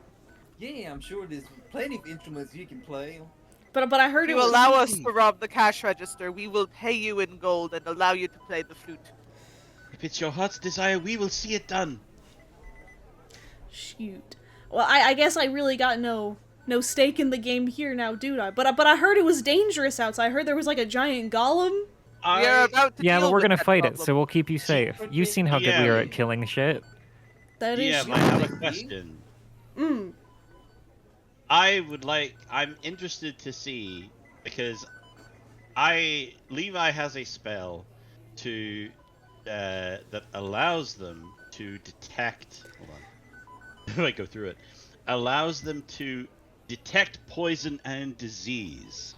So I'd like to see if this establishment is up to food healthcare code. And if it's in violation, then actually we're doing this being a favor by having them come with us. Yeah, sure. Do you just cast it, or do you have to roll for that? Let's see. Let's find out. It is,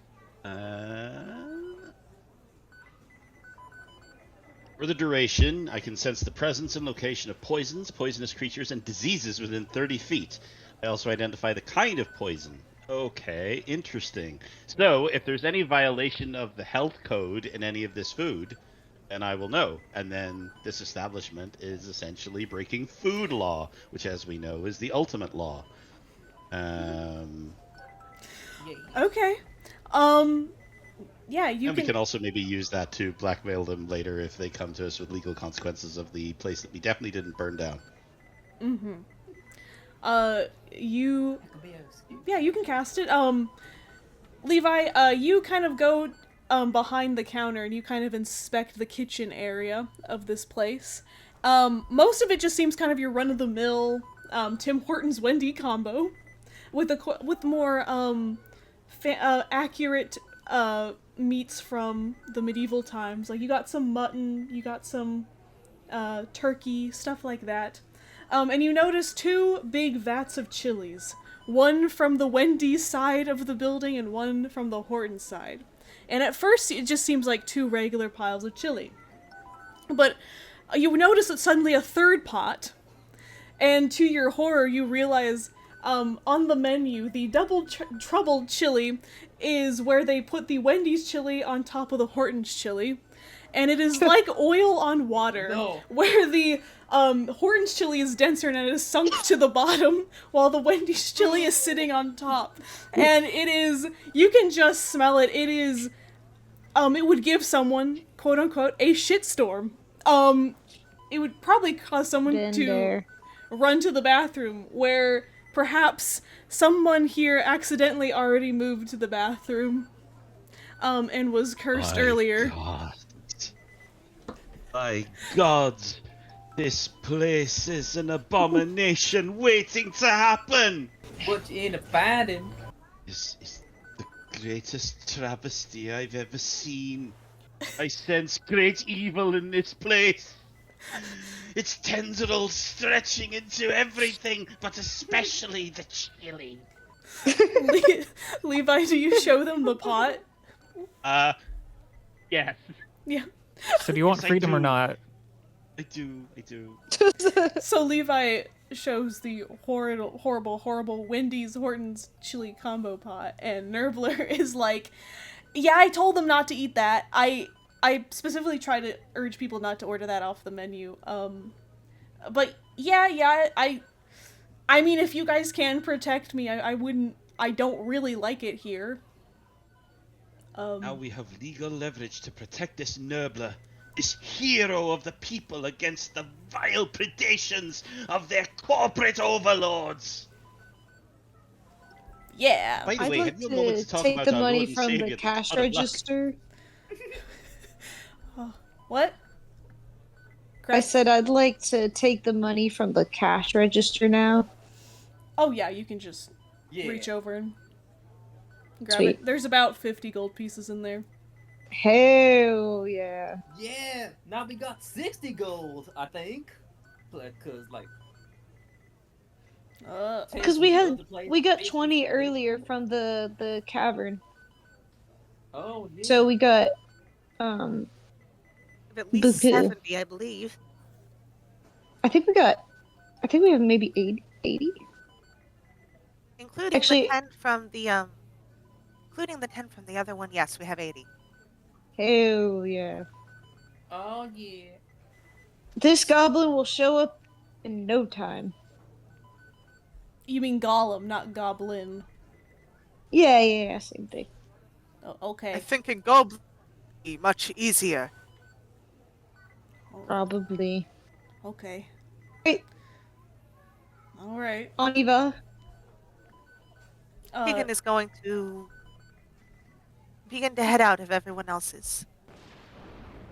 Yep, okay. C'est bon. Yeah, let's leave. You make your way out of the Let's Tim Hortons. leave. And do you proceed onwards down the blood trail? Yeah. Yeah, okay. Like the yellow see why brick we're road not. of Earth and Legend. Okay, here we Follow go. the blood splatter Yeah. path. Follow the blood splatter path. Follow the blood splatter path. What? Whoa, what are we looking at right now? Whoa. Woo. What? Whoa! Wait, this is like an anime boss fight. As you all Hello? enter the Whoa. town square, the heat is what you feel immediately first. Standing, you kind of hear it before you can see it, but a 100-foot iron golem appears near the center of this town square. You can see the blood stained from not only the Sphinx but from other gnomes across its face.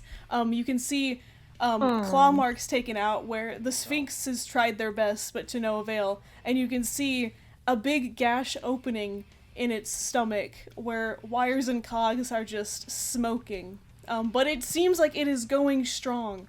So strong, in fact, that the people that have still stayed around are still trying to fight the beast. You see up on a platform King Humperdinck. He is standing here, and you hear him shout, "Fire!" as a giant trebuchet launches a giant fireball at the beast.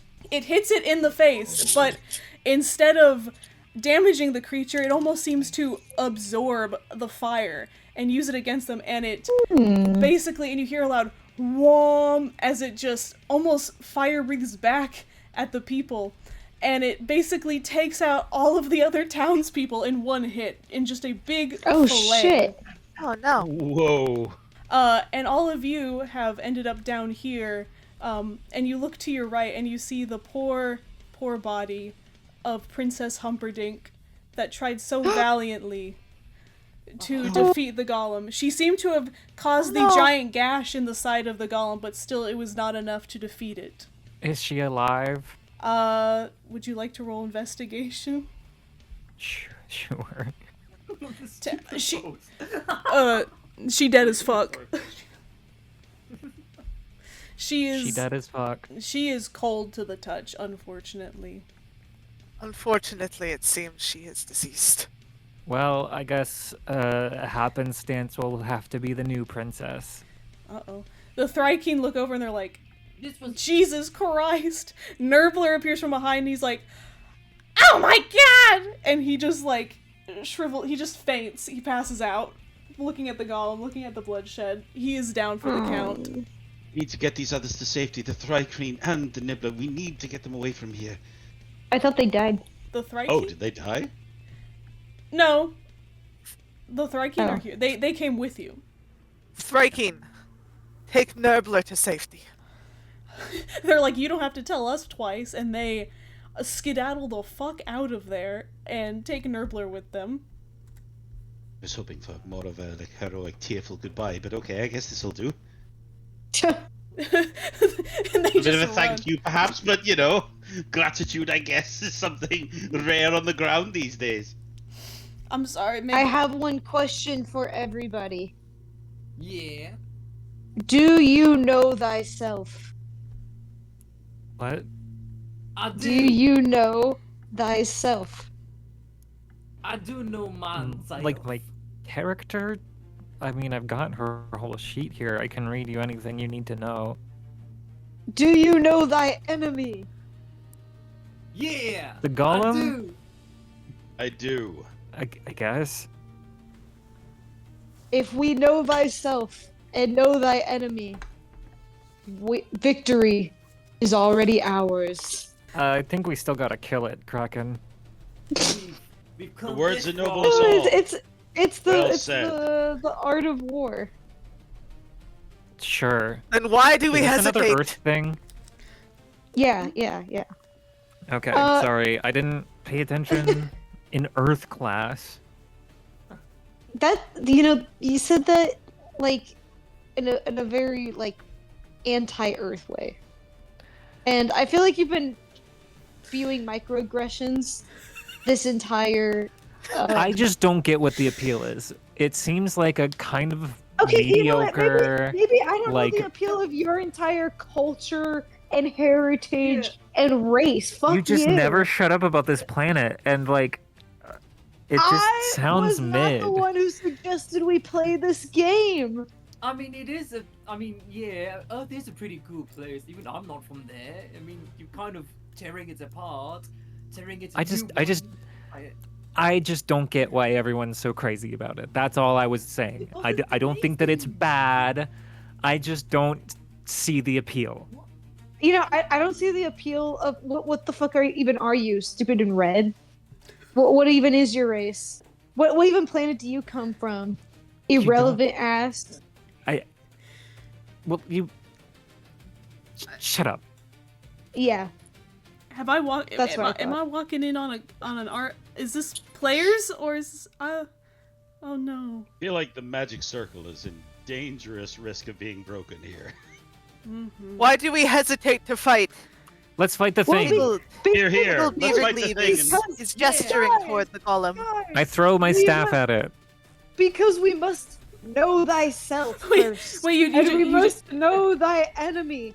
For example, do we really know the true power of these weapons that you hold? I throw my No. staff at it. you throw the staff You at don't it? throw a staff, you cast magic with the staff. Well, I threw it. So there. Okay, happenstance, you throw the staff, and it just lightly bounces off of the golem's skinny legs, and it turns to you. I need you all to roll initiative for me. Yeah, see what you Done did. and done. See what you did. No, we can do this. We've solved riddles. We've committed crimes. We can definitely do this. I did We not haven't- commit no a crime. crimes, nothing proven. Okay, Through the power of friendship, we can do it. okay, first is Xerthek. Xerthek, you are up first. You managed to beat the golem. You were able to take an action before it fully attacks. What do you do? Well, we need a plan. Well, you're in the fight now. Okay. Low-key, I kind of don't know what any of these spells do, which is why I don't know thyself quite well. How about you just aim for the head or something? Like, that's where most. Do you have like a range spell you could use? Or... Okay, I think I want to cast Color Spray. Let me read it real quick. Yeah. To kind of like blind and affect him so that Oh, I'm sorry. hopefully my plan is that like with that maybe he won't be able to like hit us as well Sorry. and we can kind of escape or like get to a different place and he doesn't know where we're at. You feel? Okay. Are you just trying to hit the golem? Yeah. Okay. So first I have to have you roll 1d6 because it asks first how many creatures do you want to have this effect. Even though you said one, we're gonna play it right. One. So you can spray the golem and you can spray one other. Anyone else, or just you just want to focus all your energy on the golem? Yeah, I mean, I don't feel like we have any other enemies Oh, that I'm okay. aware of, so. Yeah. So you, Xerthek, I'm gonna have you move up a little bit. You can move up 30 feet. So you're gonna speed up and you're gonna spray a magical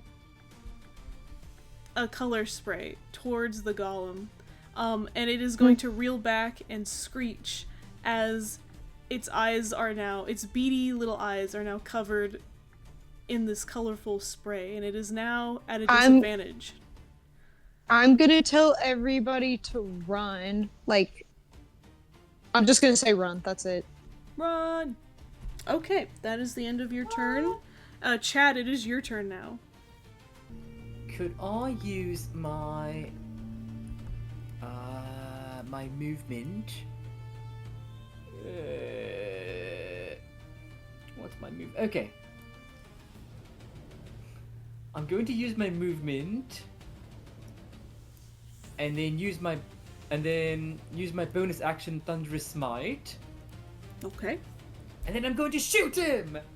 Oh! And then I'm going to shoot him! Woo! With my blowgun. You try to shoot this giant golem, and yeah, unfortunately, as you cast it, it seems as though its legs kind of shake, but it seems as though your cast was a little too weak, and it just doesn't really seem to affect it. Besides, giving it a little, it just seems like a little bit of an earthquake occurred. And that's gonna be your turn. Tiggins Beaverglebe.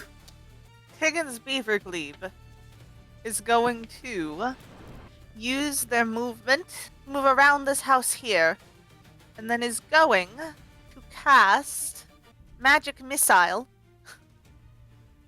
Okay. And as they do this, they heave a heavy sigh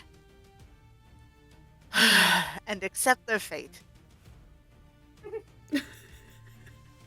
Oh yeah. Okay.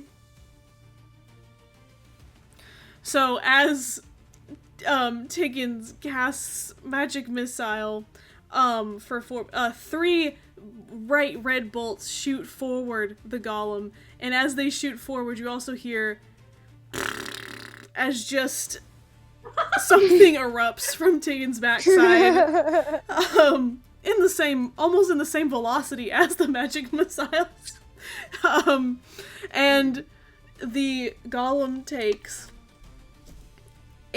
6 points of damage.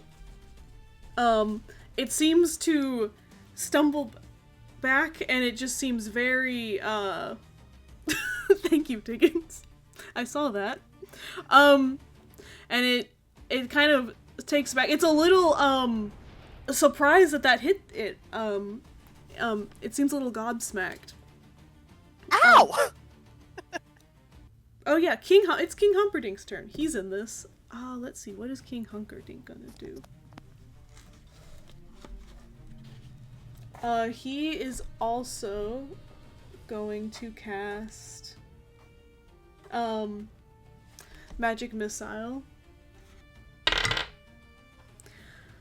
He also as the golem is taking 6 points from one side, on the other side it takes an additional 4 points, and it kind of it feels like it's getting pinched a little bit. Just from both of its legs, you see kind of just these big, large craters form on its legs.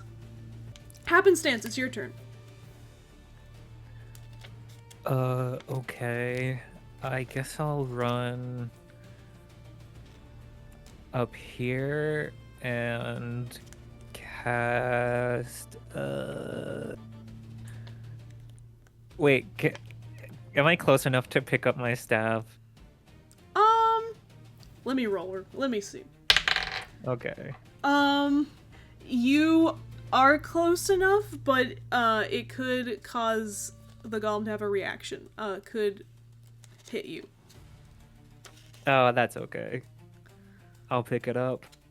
Okay, let me roll to see if the golem will hit. Does a 12 hit? A 12 will hit, yeah.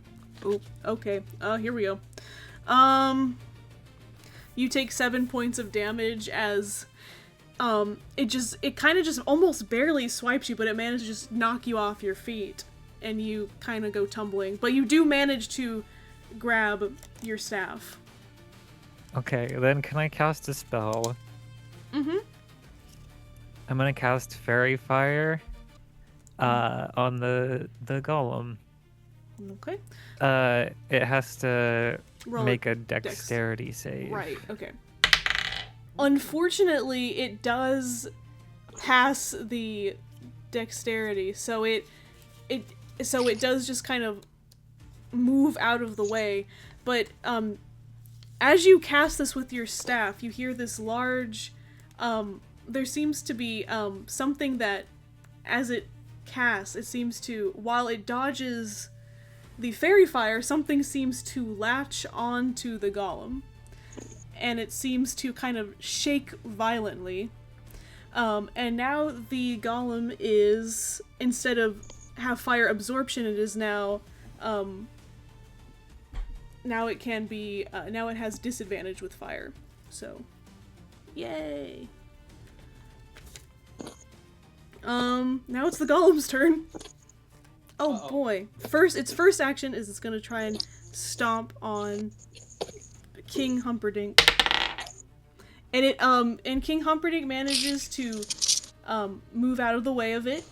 And then for its second attack, it's going to try and use one of its one of the giant swords that seem to be attached to its arms. Is going to try and slash Happenstance with it.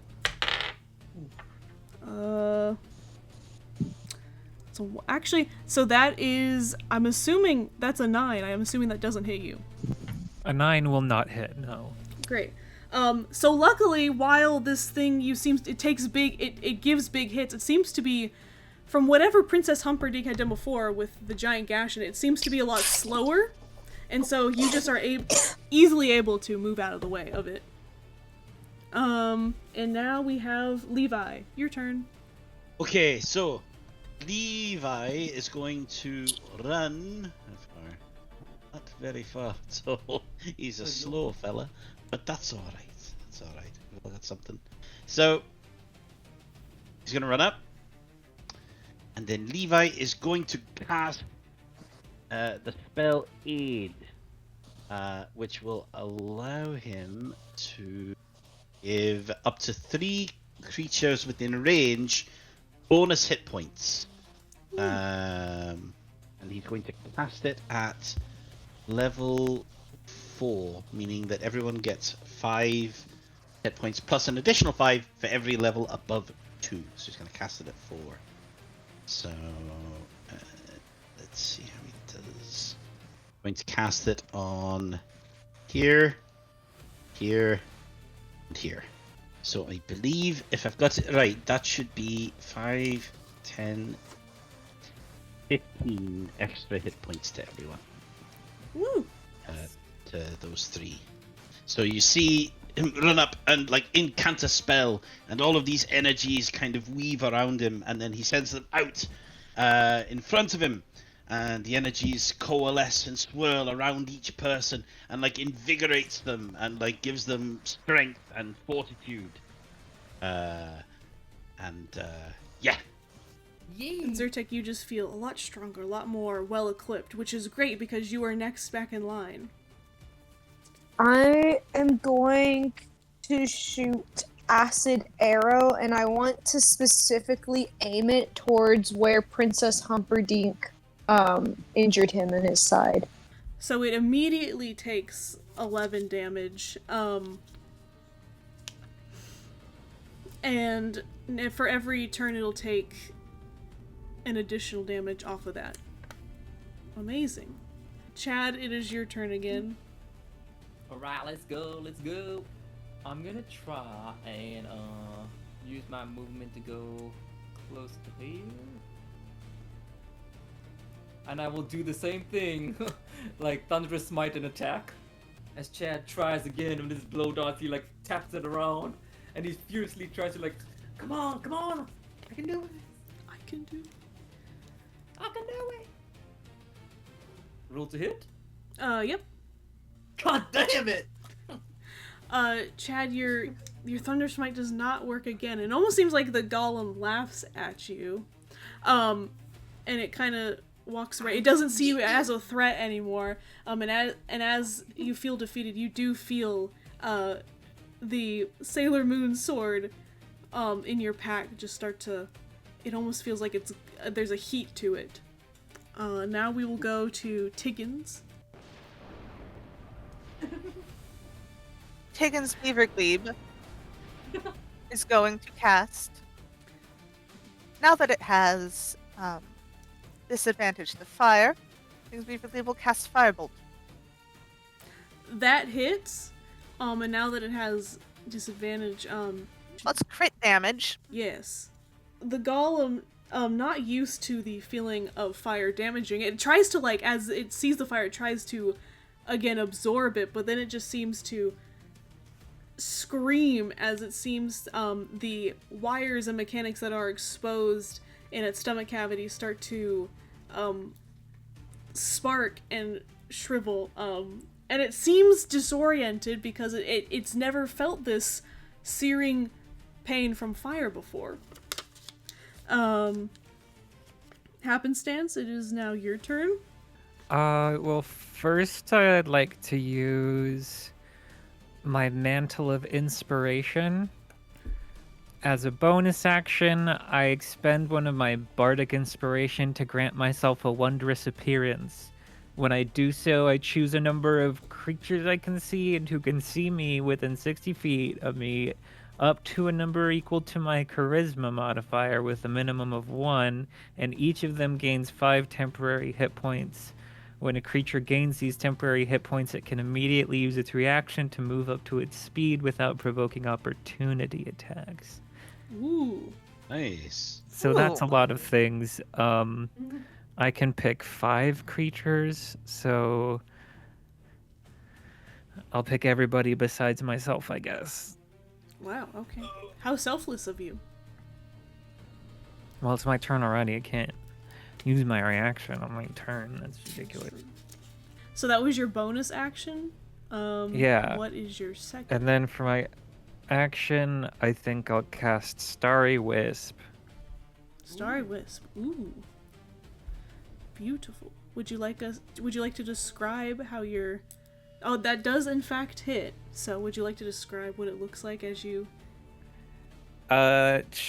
She launches a mode of light at one creature or object within range.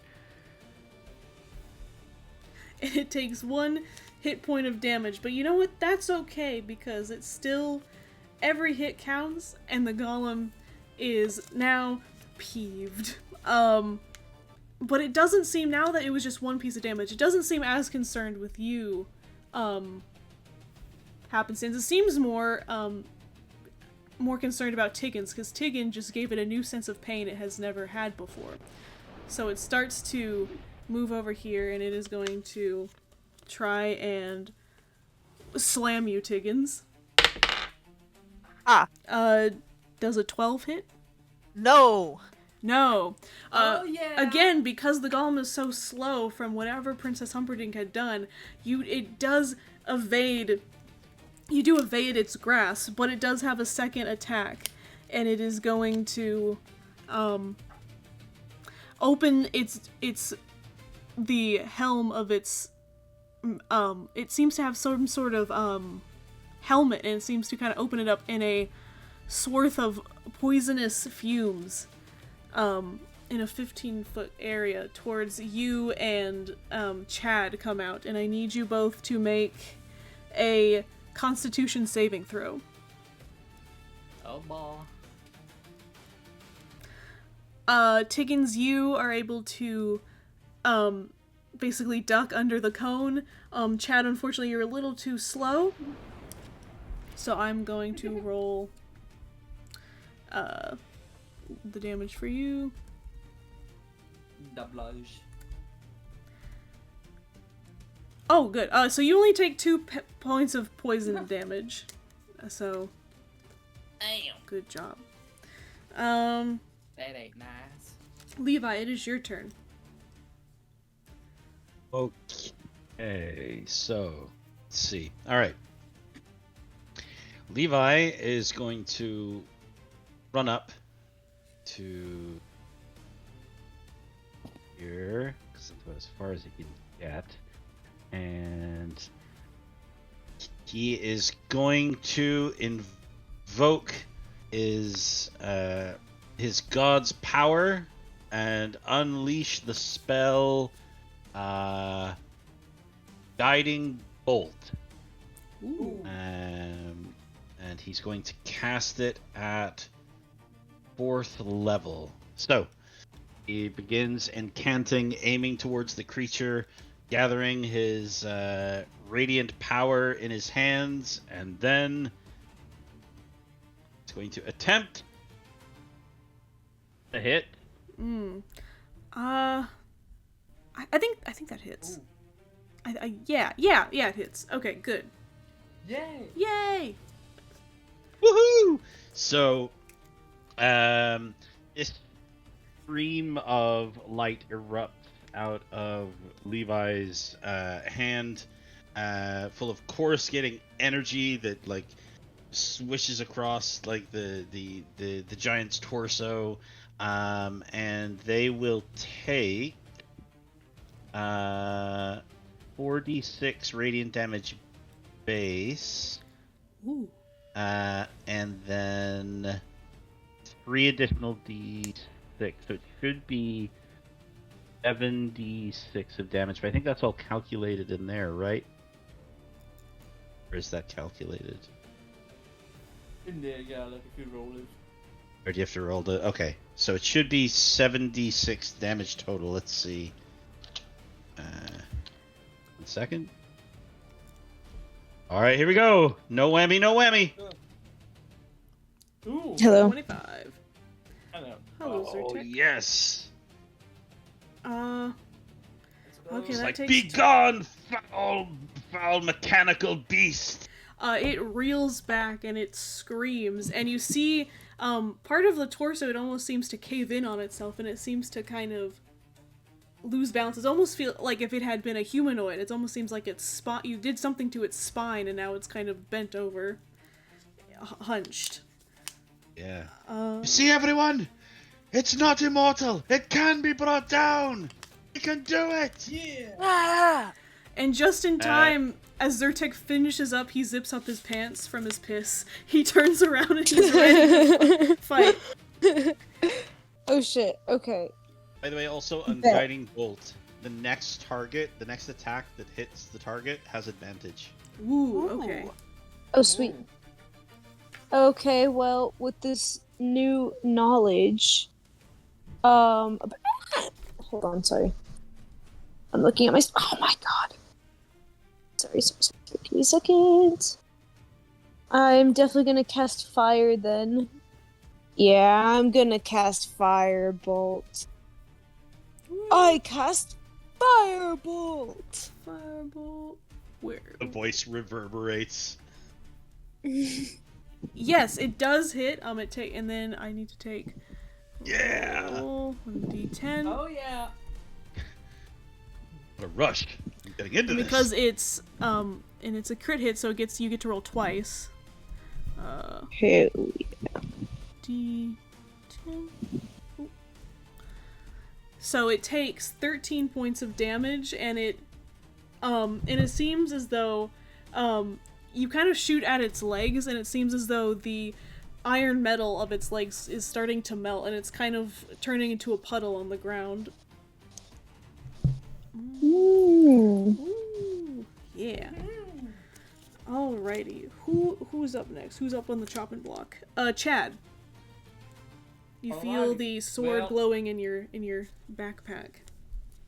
You see it. I'll take out the sword and like examine it. It's glowing. Alright. Well, he realizes, something must happen there. So he's gonna deduce that something must be happening. He's gonna just carelessly run up to one of the legs and like slash at it. The leg that's melting. Yeah. Do it! Yeah. Yee! Roll me a Yeehaw! roll me a d20. See if you hit. It's a tiny. Come on, please. Please.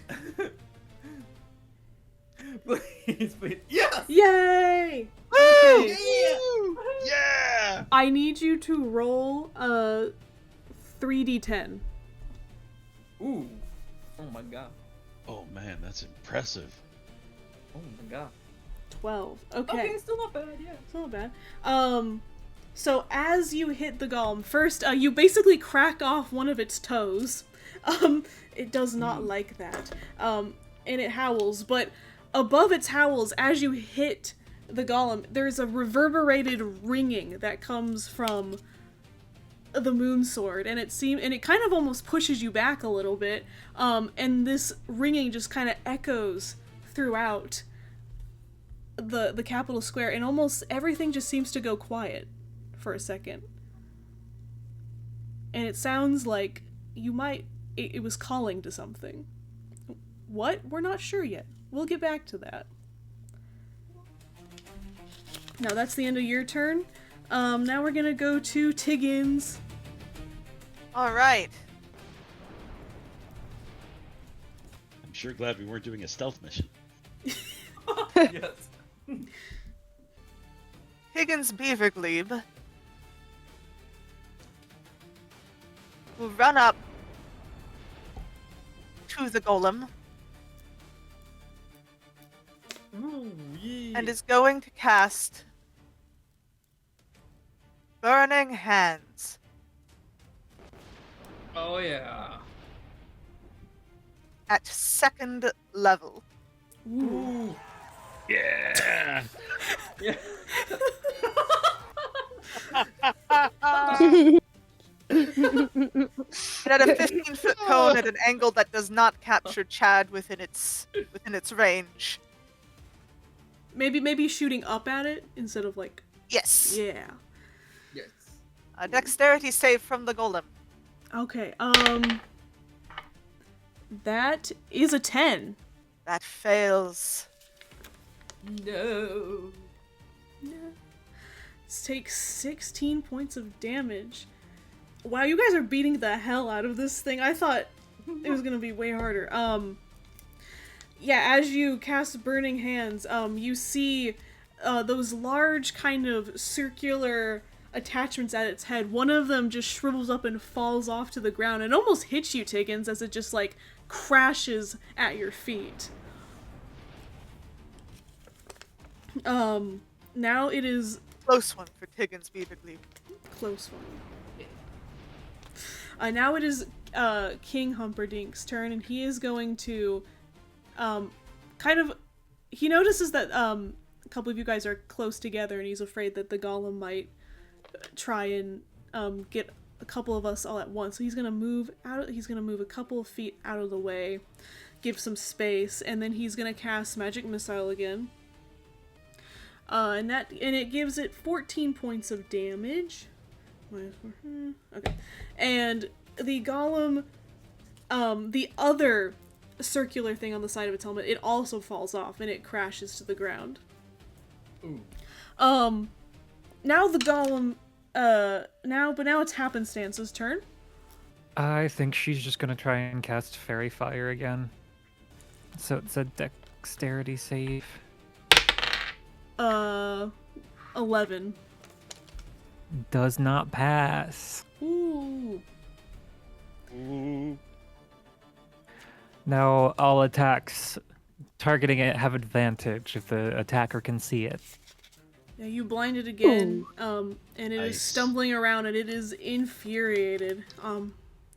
It is the golem's turn, and it knows, while it is blinded, it does know that somewhere Chad and Tiggins are nearby its feet, and it's gonna try and slam them.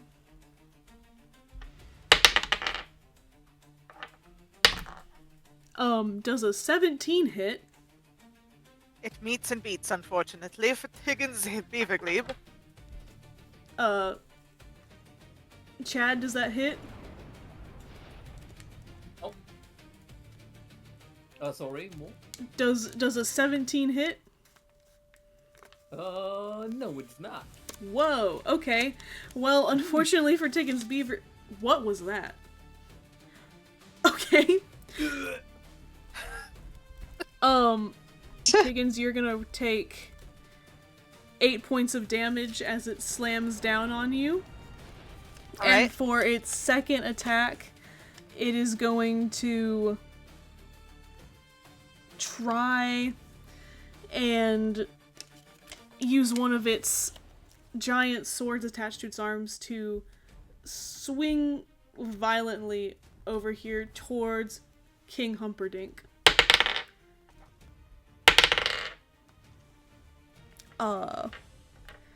That is... It does unfortunately hit. We're gonna take a special roll. And unfortunately, King Humperdinck takes 15 points of damage and he falls to the ground. And there's a large gash across his armor, and he kind of stumbles around. So now it is Levi's turn. All right. So, Levi. Levi is going to run up here. Actually, yeah, Levi's gonna run to here, and yeah, I think Levi's just gonna run up and Levi's gonna try and make a an attack with his mace. Now leap You into do the have fray. advantage from the fairy fire. Mm-hmm. Oh, excellent! That huge help. Thank you. Yeah. Yeah. All right. So let's see. We have A's. No whammies. So I think with advantage. You could take either of those two numbers, so the 17. Which 17 does hit. 17 could hit. Mhm. Yes. Awesome. Yeah, Wonderful. All right. Let's see. So runs up with speed that is surprising for one of his stature. Runs up and leaps into the fray and just takes a mighty swing with his mace, resounding against the armor and dealing 6 bludgeoning damage. It's not terrible. Yeah. Nice. Yeah.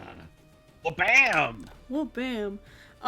You managed to lob off 2 of its kind of toe-like appendages on the bottom, and it kind of has to now balance on more on the right foot. Now it is Zyrtec, it's your turn again. Would you like to use part of your action to move up a little bit?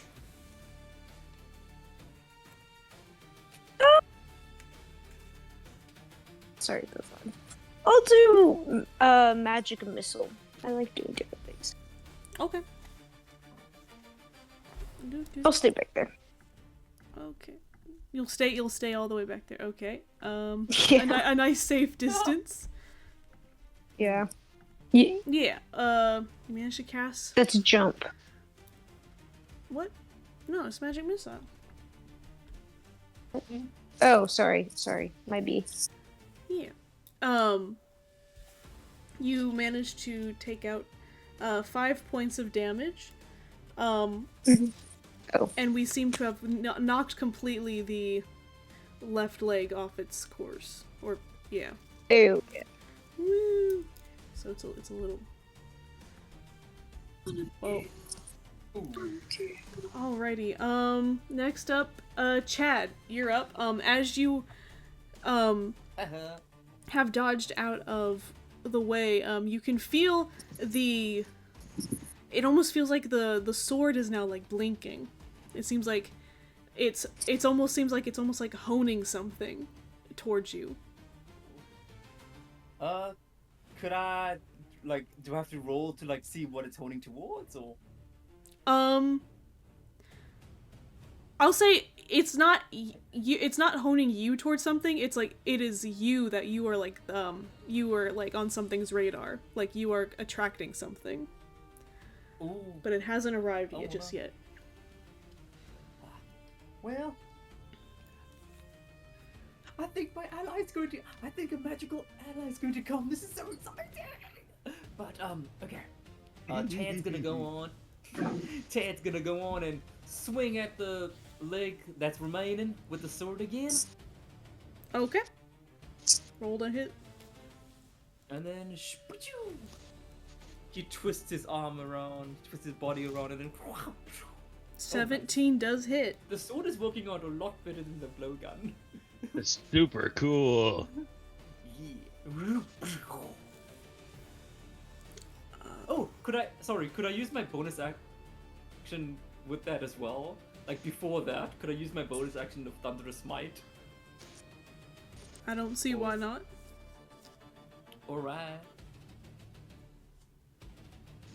So that is whatever the hit is plus 2d6 thunder damage. Woo. What is Roll, the damage dice? roll for just slash roll 2d6. And then plus the sword damage, or Yeah. Remember the sword is 3d10. ooh. Okay, so 4 thunder damage and 16 normal damage. So 20. Okay. And he Okay. slashes it like right here on the remaining leg. All right. The legs are basically rendered.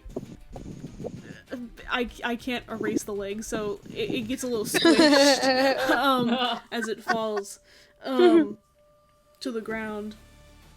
Now Tiggins, it is your turn. Indeed. Get him, Tiggins! To once again move closer to the beast. And then,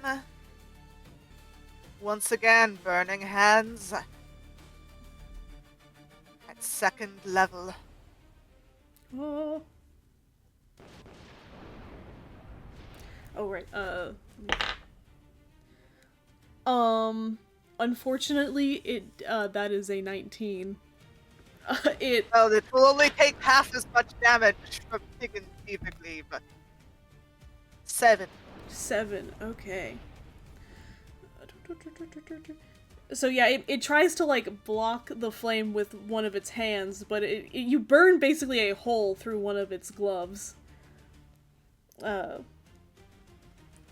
it's not happy. So now it is King Humperdinck's turn. He is going to, now if he's feeling confident, he's gonna run up towards it with his sword and try and stab it. That does not hit. He kind of swings violently and kind of just, from the big gash in his chest, he just seems to be a little bit off his feet, and he just, unfortunately, just kind of misses wildly. And now it is Happenstance's turn. Play around like a little toddler.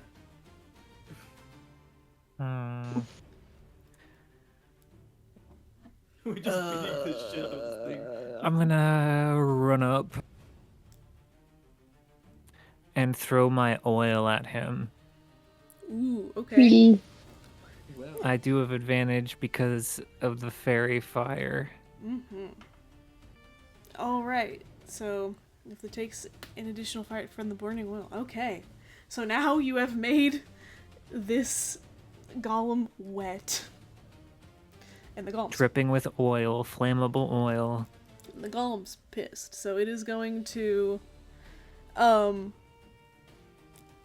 try and it sees, unfortunately, King Humperdinck as an easy target, and it's going to try and slam him. That's a 25. Okay. Oh no. Oh no! Oh no. Oh no. That's 11. So okay. Poor King Humperdinck, he's not dead and he's not passed out, but he basically kind of falls on his feet, and you can just see kind of just blood seeping from his chest and down into his boots, and you can hear like almost like a sloshing noise as he kind of stumbles. It's for its second attack. Wet socks, that's the worst. Its second attack, it is going to try and it's going to try and go at Tiggins again. Does a 20 hit? Yep. That Okay. hits. That is 14 points of damage. It is just basically comes down with a giant iron spike towards you. Oh, Tiggin Thievigly isn't doing so hot. oh no!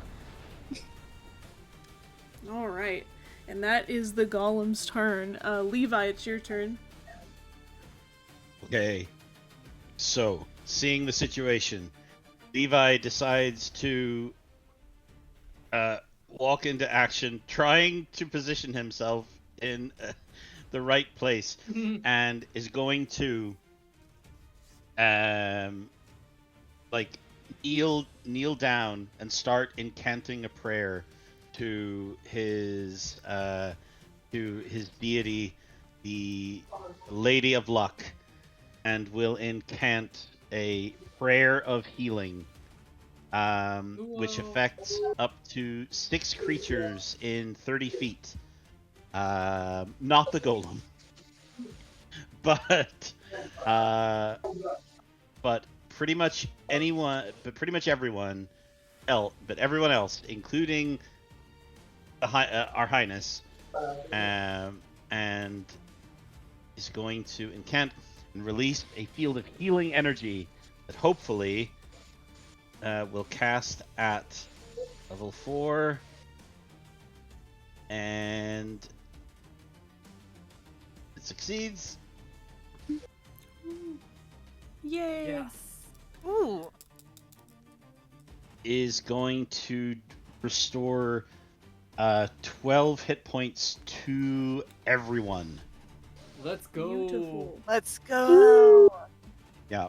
So this radiant green energy kind of fans out around him, and all of you are kind of enrobed in this like emerald green energy that restores and revitalizes and closes up wounds, as he continues to like furiously incant on his knees, trying to drive as much of his faith into this cast as possible.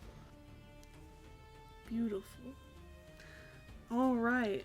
Zyrtec, after witnessing everyone, you feel vigorous again. You feel ready to fight, and you feel that the end is near for this golem. What do you do? So I remember the oil situation. So I'm gonna cast Fireball again. Oh yeah. Yay! Do, do, do, do, do, do, do. Got a firebolt. Yeah.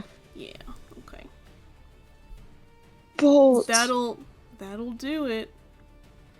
That will. And it'll hit. take extra fire damage. And it'll take an extra +5, and then so 6 damage. Jam. Dang. But the golem is not looking so great still. You managed to burn another hole in the other hand, so that's nice.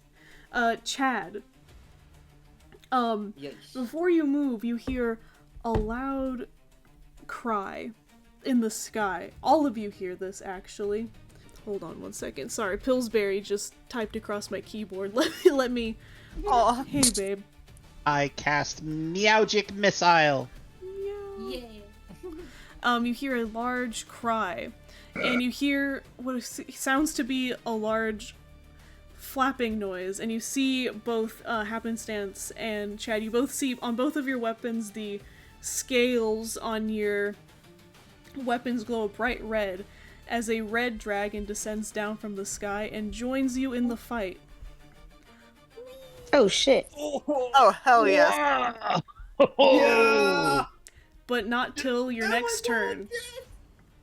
But so Chad, what do you do now? Well, there's not much to do. This guy looks. How does the Iron Giant look? It looks bad, but it still could fuck you up. I go. Stay. Who has the lowest? Oh wait, no, actually. You know what? I'm gonna go. We don't mess with our healers, so what I'm gonna do is I'm gonna go over to Levi, and I'm gonna cast Sanctuary on Levi. Oh. Teamwork. Yes. Beautiful. Thank you. Really, You're welcome. really hit the spot right about now. Because it kind of looks like you're taking a little bit of a beating, so yeah. Oh, this casting takes its toll. sanctuary. Basically, like, I'm just gonna click it, and then that's the description there. So, yeah. So you can't. It can't be Levi can't be attacked. And then on the failed save, the creature has to go choose a new target. Gotcha. Ooh. Oh, cool. Yes. So they have to Yes. make a wisdom save to try and attack me. If they don't, Yes. if they fail it, then they can't attack. Awesome! Yes, great. Love it. And then for my regular. Oh, No, for my continue. regular action, I will use my blowgun because that was a bonus action. Ooh. So for my regular action, I'll try. He'll try and use his blowgun. Let's see Alrighty. how that works. Alrighty. Oh, so he rubs his little blowgun and he he takes a deep breath and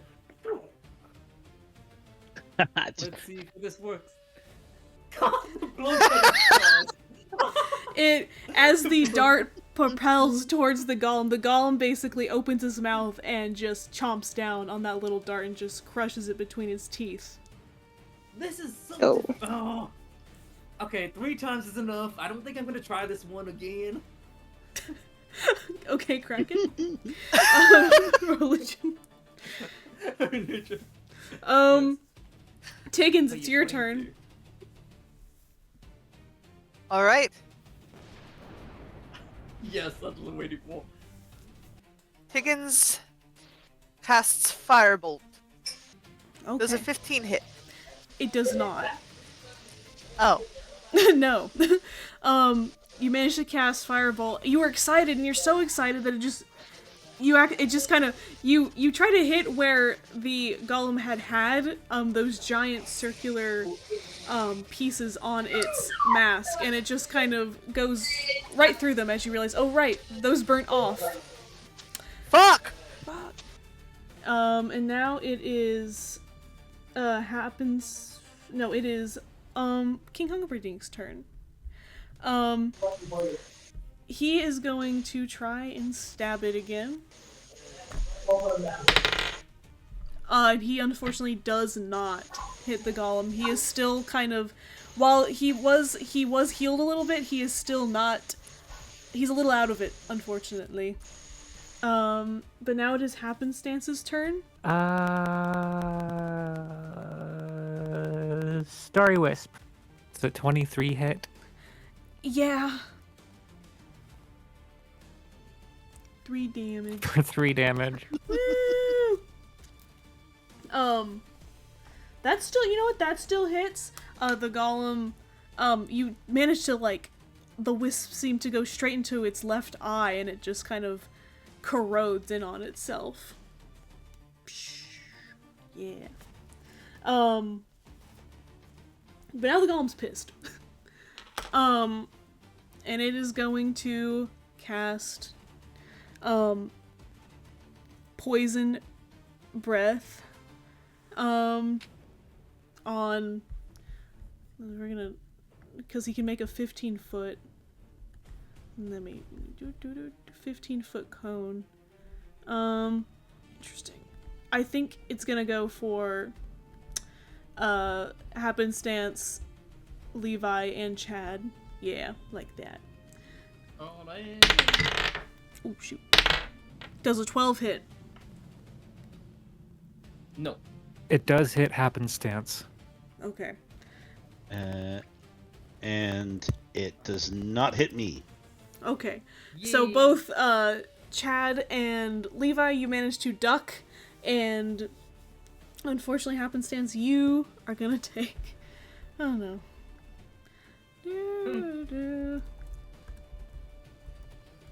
You are gonna take 13 points of damage, of poison damage. Is this an Ow. area effect spell, by the way, or? Is this like an area effect spell, by the way, or? Like- It doesn't stay there, so it kind of dissipates, so you both should be fine. Ah. Yeah. Okay. Alright. Levi, your turn. Okay, so Levi is going to run over to the king and say, and like, get to the king and basically say, look, Highness, your bravery has been marked here, but if you die, your people will have no one. You are the soul of your community. You must survive. Please, flee the field. Leave this to us. We can take care of this. He kind of pushes, he kind of startles you as he kind of pushes you away, and he's like, do you think I care about these people? I have nothing! Nothing! And you see, like, tears have been streaming down his face, this whole time. And it does not seem to dissuade him from finishing the fight. Okay. Yeah. It's fine. I might try to. In that case, then I will, like, Levi will look at him kind of, like, with grim resolve and just kind of nodding. And then, will perform a protection from evil upon him. It's a touch spell, and it basically makes any attack from creatures of a particular type have disadvantage Gotcha. when targeting him. So if he is okay with that, then I will do that for him. He seems willing. Yeah, so it just takes an action, and it's a willing creature. So as long as he's up to it, then that's fine. And then it's, yeah, cool. Cool. Okay. That is Levi's action. And now it is the dragon's turn. It's finally now in the initiative. Woo! Flamey boy. Flamey boy. Woo! Let's see how this goes. Let me grab him. So it is going to rear up, and you see kind of its throat glow, and steam kind of seeps between its scales as it charges up a breath of fire. That is each creature in that area. That is a 30-foot cone. Let me actually check. Tiggins, I'm gonna need you to make a dexterity saving throw. Alright, Higgins Beavergleave. Notably dexterous. Notably not dexterous, unfortunately. Notably not dexterous enough! Uh-oh.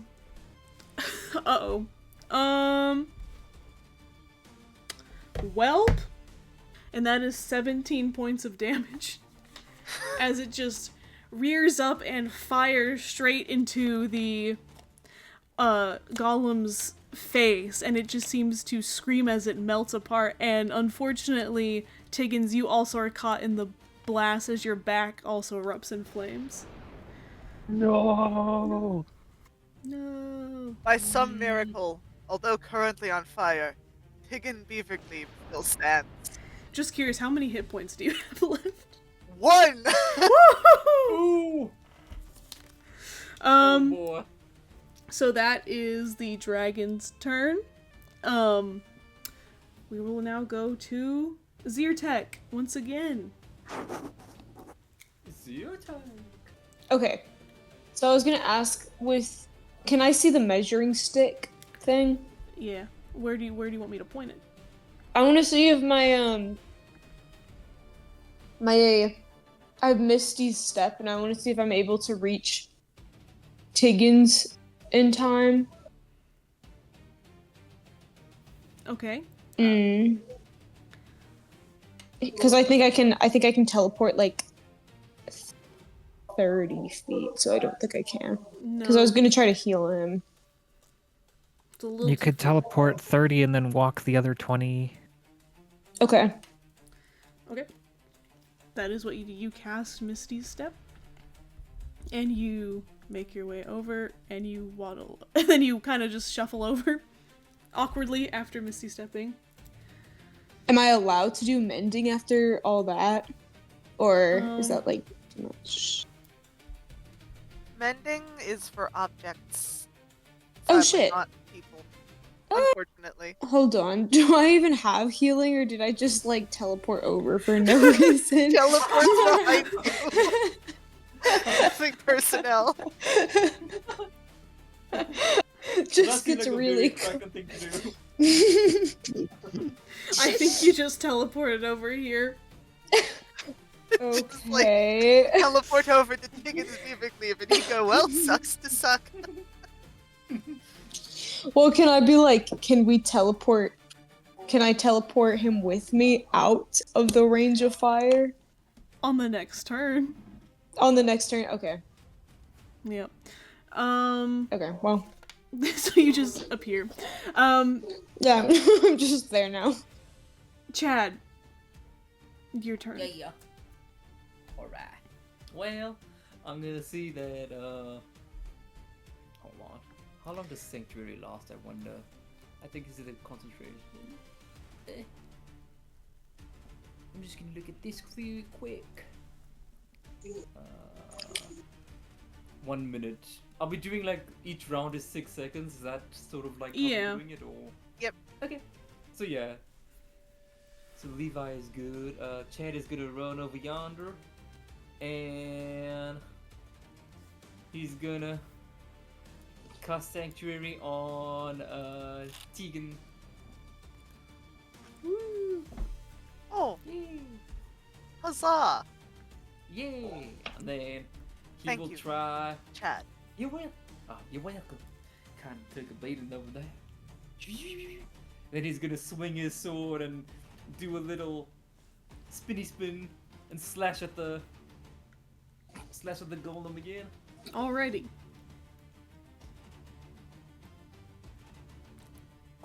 Roll for me. Do I have to roll D20 first? Okay, now the sword is cursed. You spin and you're like. You do have advantage from fairy fire. Yeah, you can roll again. Oh, I do? Yep. Oh, okay, cool. Yeah, I will do that. Thank you. Okay. You roll and you're like, I'm now preparing a death-defying blow, and then you just hit the dirt right next to it. Damn it!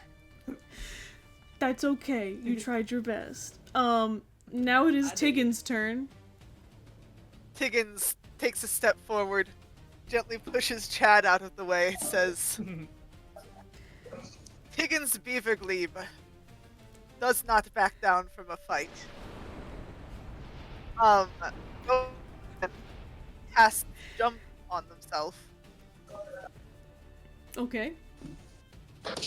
Is going to jump 30 feet at the golem and attempt to strike it with the glaive, like right in its chest, if possible. Ooh, okay. Oh yeah. Cool. Do I have Advantage still. The advantage. Try again. That does hit. All right. Alright, the golem is now looking, although it was missing both of its legs, it is now starting to, you can hear just like the mechanics inside it working overdrive, trying to keep it up, but it seems to be losing the battle with itself as just steam seeps out of every pore, including the new chest wound that Tiggin's Beaverglebe has given. Does Tiggins Beaverglebe manage to somehow hang on to the golem, or does Tiggins Beaverglebe fall back to the ground? Roll athletics for me.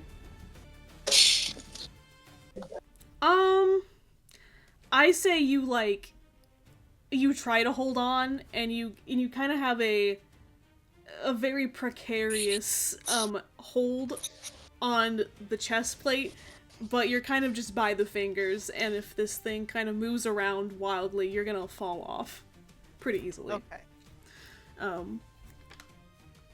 Now it is King Humperdinck. He is going to play it a little safer now, and he's gonna cast his little magic missile.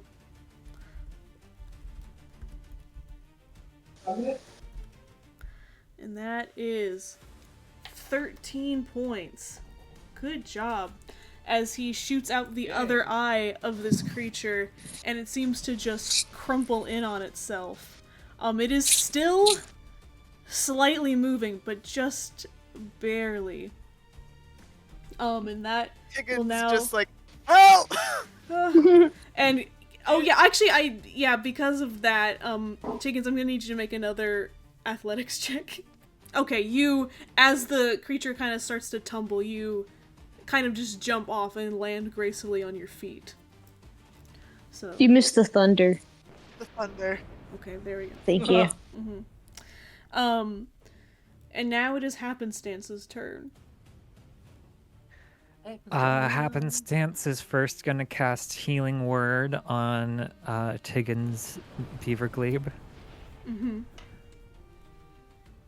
Thank you, Happenstance. 10. And the Healing Word will be try harder. Duly noted, Happenstance. And then she'll cast Chill Touch All right. advantage. Ooh. It's still not enough, I don't think. Still not enough. You try to cast Chill Touch, but the golem, through so much fire damage, it just doesn't do anything. You just make a nice steam coming off of it. And that is the golem's turn, and as you kind of like touch it with your hands, it's gonna try, and with its last might, try and slash you. Does a 13 hit? 13 will hit. Uh-oh. Okay. That's 26 points of damage. Oh my god. Ooh. I'm still up. Somehow, Happenstance is still managing up, even though took a great large spike down the side of her back. And now, Chad is gonna go for you and try to stab you. Okay, nope. Does an 8 hit? Nope. Nope. So it tries to stab you and it just cannot seem to quite make the reach. This is like DC, right? Like not spell save DC, just like armor class, AC. Yeah, right? army. Okay, yeah. Yeah. Okay, I've been doing it right. So you managed to stumble out of the way. And now it is Levi's turn. Okay, so let's see. Levi is going to withdraw. It's going to move, and then to here, and then use his holy symbol, which is a dice that he whittled over time from the wood of a sacred tree, and he is going to thrust it to the heavens, chanting, and he's going to use his ability to channel divinity to send healing energy into the recently injured. Let's see. I can choose any creature within 30 feet of me and restore a number of hit points equal to 5 times my level, which in this case would be 20. So I restore 20 hit points to the recently injured. Whoa. And it can take them. It can take them up to no more than half of their starting hit points. Whoa. All right. The rest of you feel a lot better. Woo! Good job, Tiggins. And now, after Levi casts his healing to everybody, it's the dragon's turn, but the dragon, instead of breathing fire again, it seems to sense something, and instead it's gonna you're gonna use one of its large arms to just basically grab the golem by the head and smashes it down into the dirt, and it looks at the six of you, including the king, and he just says, "Finish it." And the golem has 1 hit point left. So who wants to serve our final blow? I think the king should do it. I think the king should do it. Agreed. With Yeah, the that's okay. magic sword. Yes. End this, Majesty. King Humperdinck walks over and Chad, you hand him your magical sword, and Yep. he kind of almost slowly just inserts it into one of the damaged eyes of the golem, and just kind of cranks it, almost gives it a lobotomy, and and it comes out the other side. And the golem is done. You have defeated the golem. Let's go! Huzzah! Yeah! Yes! Our heroes Evil have has been defeated. The evil has been defeated. And while the kingdom is in ruin, you have saved so many refugees, and now you can call them home. And that is the end of our campaign. Yay! Yay! Congratulations, you 6. You just completed a fantasy version of Arc 3 of Silent Transmission. Good job. Hey. Woo! Yeah! That was so good, Fred, and I loved all the intense drama and actions and committing crimes. It was so much fun. Especially the committing crimes. It was great. Yes. You can't do that in real life, so. I was glad to provide my assistance, Fred. Thank you. I don't know, thank game you. still seems kind of lame. I don't know why anyone even plays it. It's dumb. Oh, you had fun. Boo! Tomato, tomato, tomato, tomato, Fine. tomato, boo! Alrighty. That Maybe is... if I had a cool character like somebody else's, but